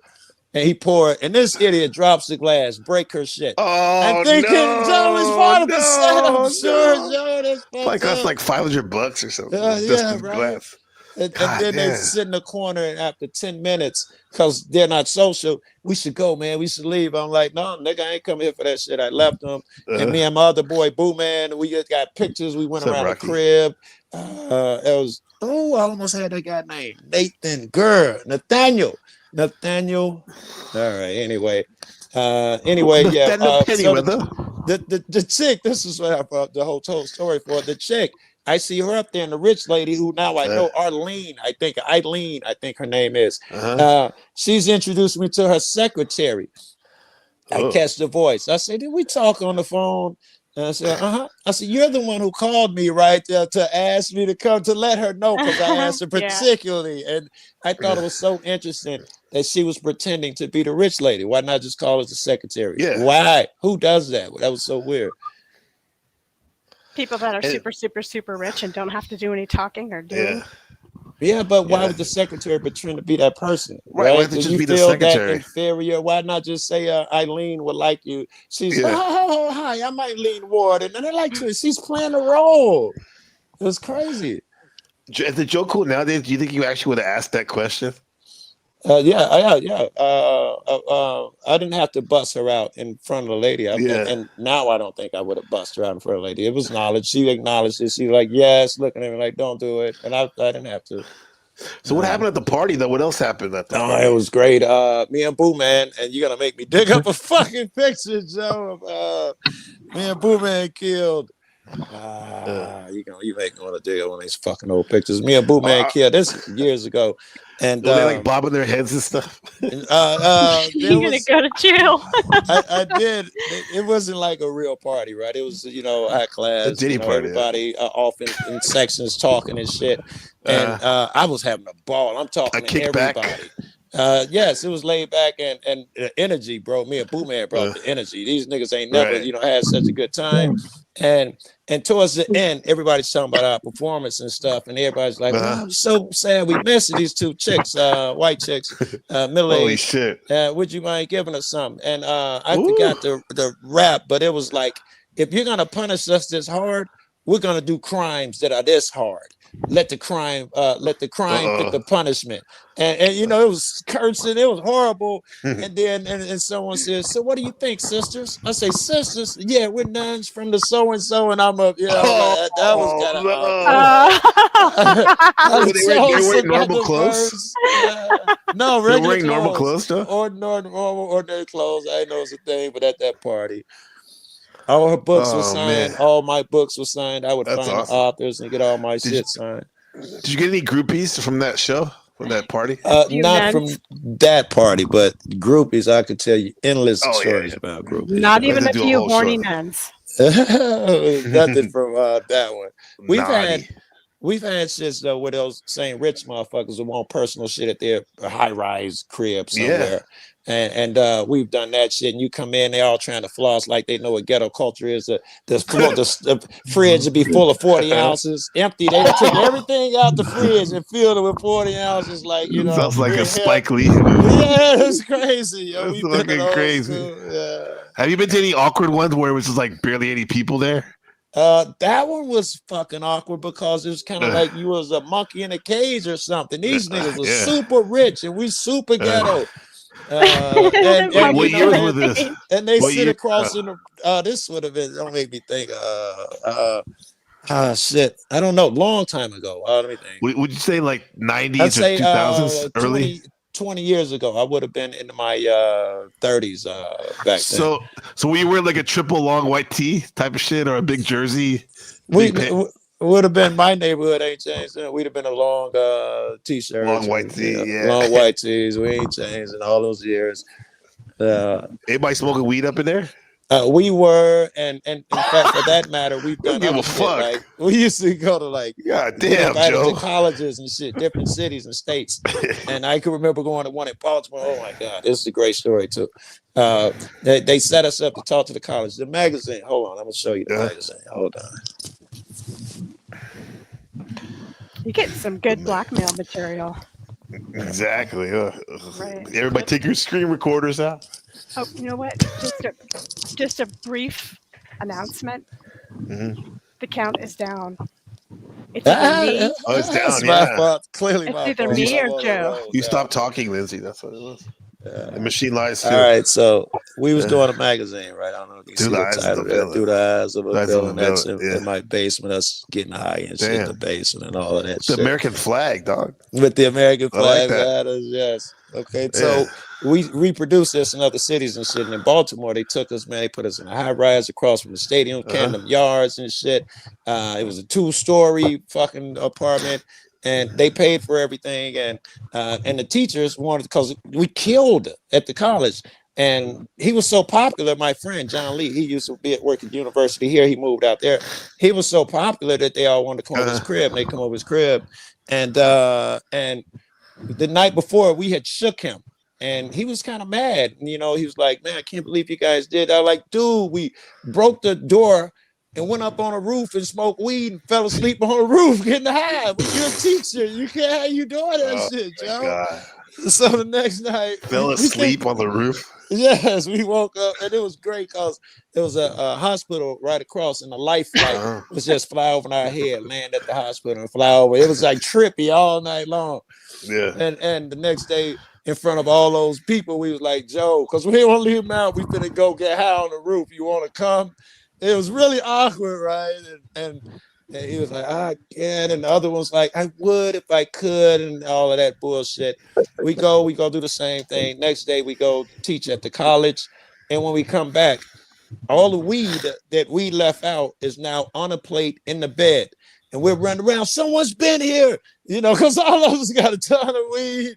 And it's all out there. They had maid service in the motherfucking place, and they had cleaned up, watered the plants, and took all the weed we had out and put it in a thing in each of our rooms and a plate on the middle of the bed. Well, that's nice of them. Yeah. On a plate. On a plate. It's true story. Yeah. Holy shit, yeah. See, I think we all have that little bit of a wild side in us. No matter how old or young, I think we all got a little bit of that. Take your shirt off. I think that's it's different when a dude does it though. Not in Canada. But Oh you're yeah, right, Landry. you In can't do that. Canada, That's right. it's That's okay right. for you Yeah. to take your shirt off if you mow the lawn with UK. a female. Apparently, it's in the newspapers in the UK. Top Yeah. of shit. Yeah. What we call it? Okay, let's have a stream. Upcoming stream idea. Freaks come out at night. We'll have Lindsay's stories, Joe Cool stories, whoever else wants to get down there. I don't know. That might be. I don't know. I mean, in respect, Joe, you don't have to like share everything. These stories are good. I don't Oh, think now you're everyone's going to call us interested in that freaks. shit. Wait, they That's already fine. do. What definition of freak? Just like what definition of fawn? Are you a freak, Yeah. like a monster, or a freak like just in tune with your sexuality? This nigga. That makes you a freak. There's this during age in certain circles, right? And the Quakers around the Quakers and stuff. Yeah. Hey, so Machine Lies, you good, bro? You still battling? Yeah, I'd like to talk to this guy, but he's too scared to come up. It looked like he's not gonna engage dinner me. or something. Man. Yeah, he's been eating dinner for like 30, 45 minutes. He's got like a 10 minutes still on his ass. Yeah, nigga, hurry up with that plate. Hurry up. Nigga, that's the thing. Machine can get you in so many ways, intellectual, of course, but that nigga got the most fucking funniest clowns and put downs. It's ridiculous. I know. It's ridiculous. Yeah. They used to be said a a few saying, times. you don't go to war You with heard a him, guy right? who buys ink by the barrel. I like that. You know, if Yeah. you're in the chat, you Yeah. probably don't want to be arguing with a nigga who has a channel and puts in content, right? He has a lot more ink than you do. The hate portion is unequivalent. The hate, Lindsay got love over here, man. I'm glad you came. Came here. It's been a minute, and yeah, thank you. Machine, as always, he's always graced us with his presence. Logical Sparks, thank you for sitting with us and chilling out. And Joe Enjoy your Cool, movie. you are the OG, Yeah, I will. And check out to everyone in the chat. To my brother Shadow Buddha. In case you forgot who Shadow Buddha is, he's becoming famous here, and even more famous on the Panelverse. I mean, he was just a glorified chatter, but now he's big time. Listen. Shadow Buddha. Sorry if you don't like it. I'm biased. Not my problem. I'm not the police. Not my deal. Shadow Buddha. I am not trying to be an objective, unbiased arbiter of right and wrong here. Shout out to Shadow Buddha. Yeah, but all right, that means we're closing down over here, bro. We closing, yeah, and shout out to Landry for coming through. That was unexpected and fun, and yeah, I even got a song for it. I think right here. All right, guys, appreciate y'all. All right, Pimpin'. I'll see you soon. Take care.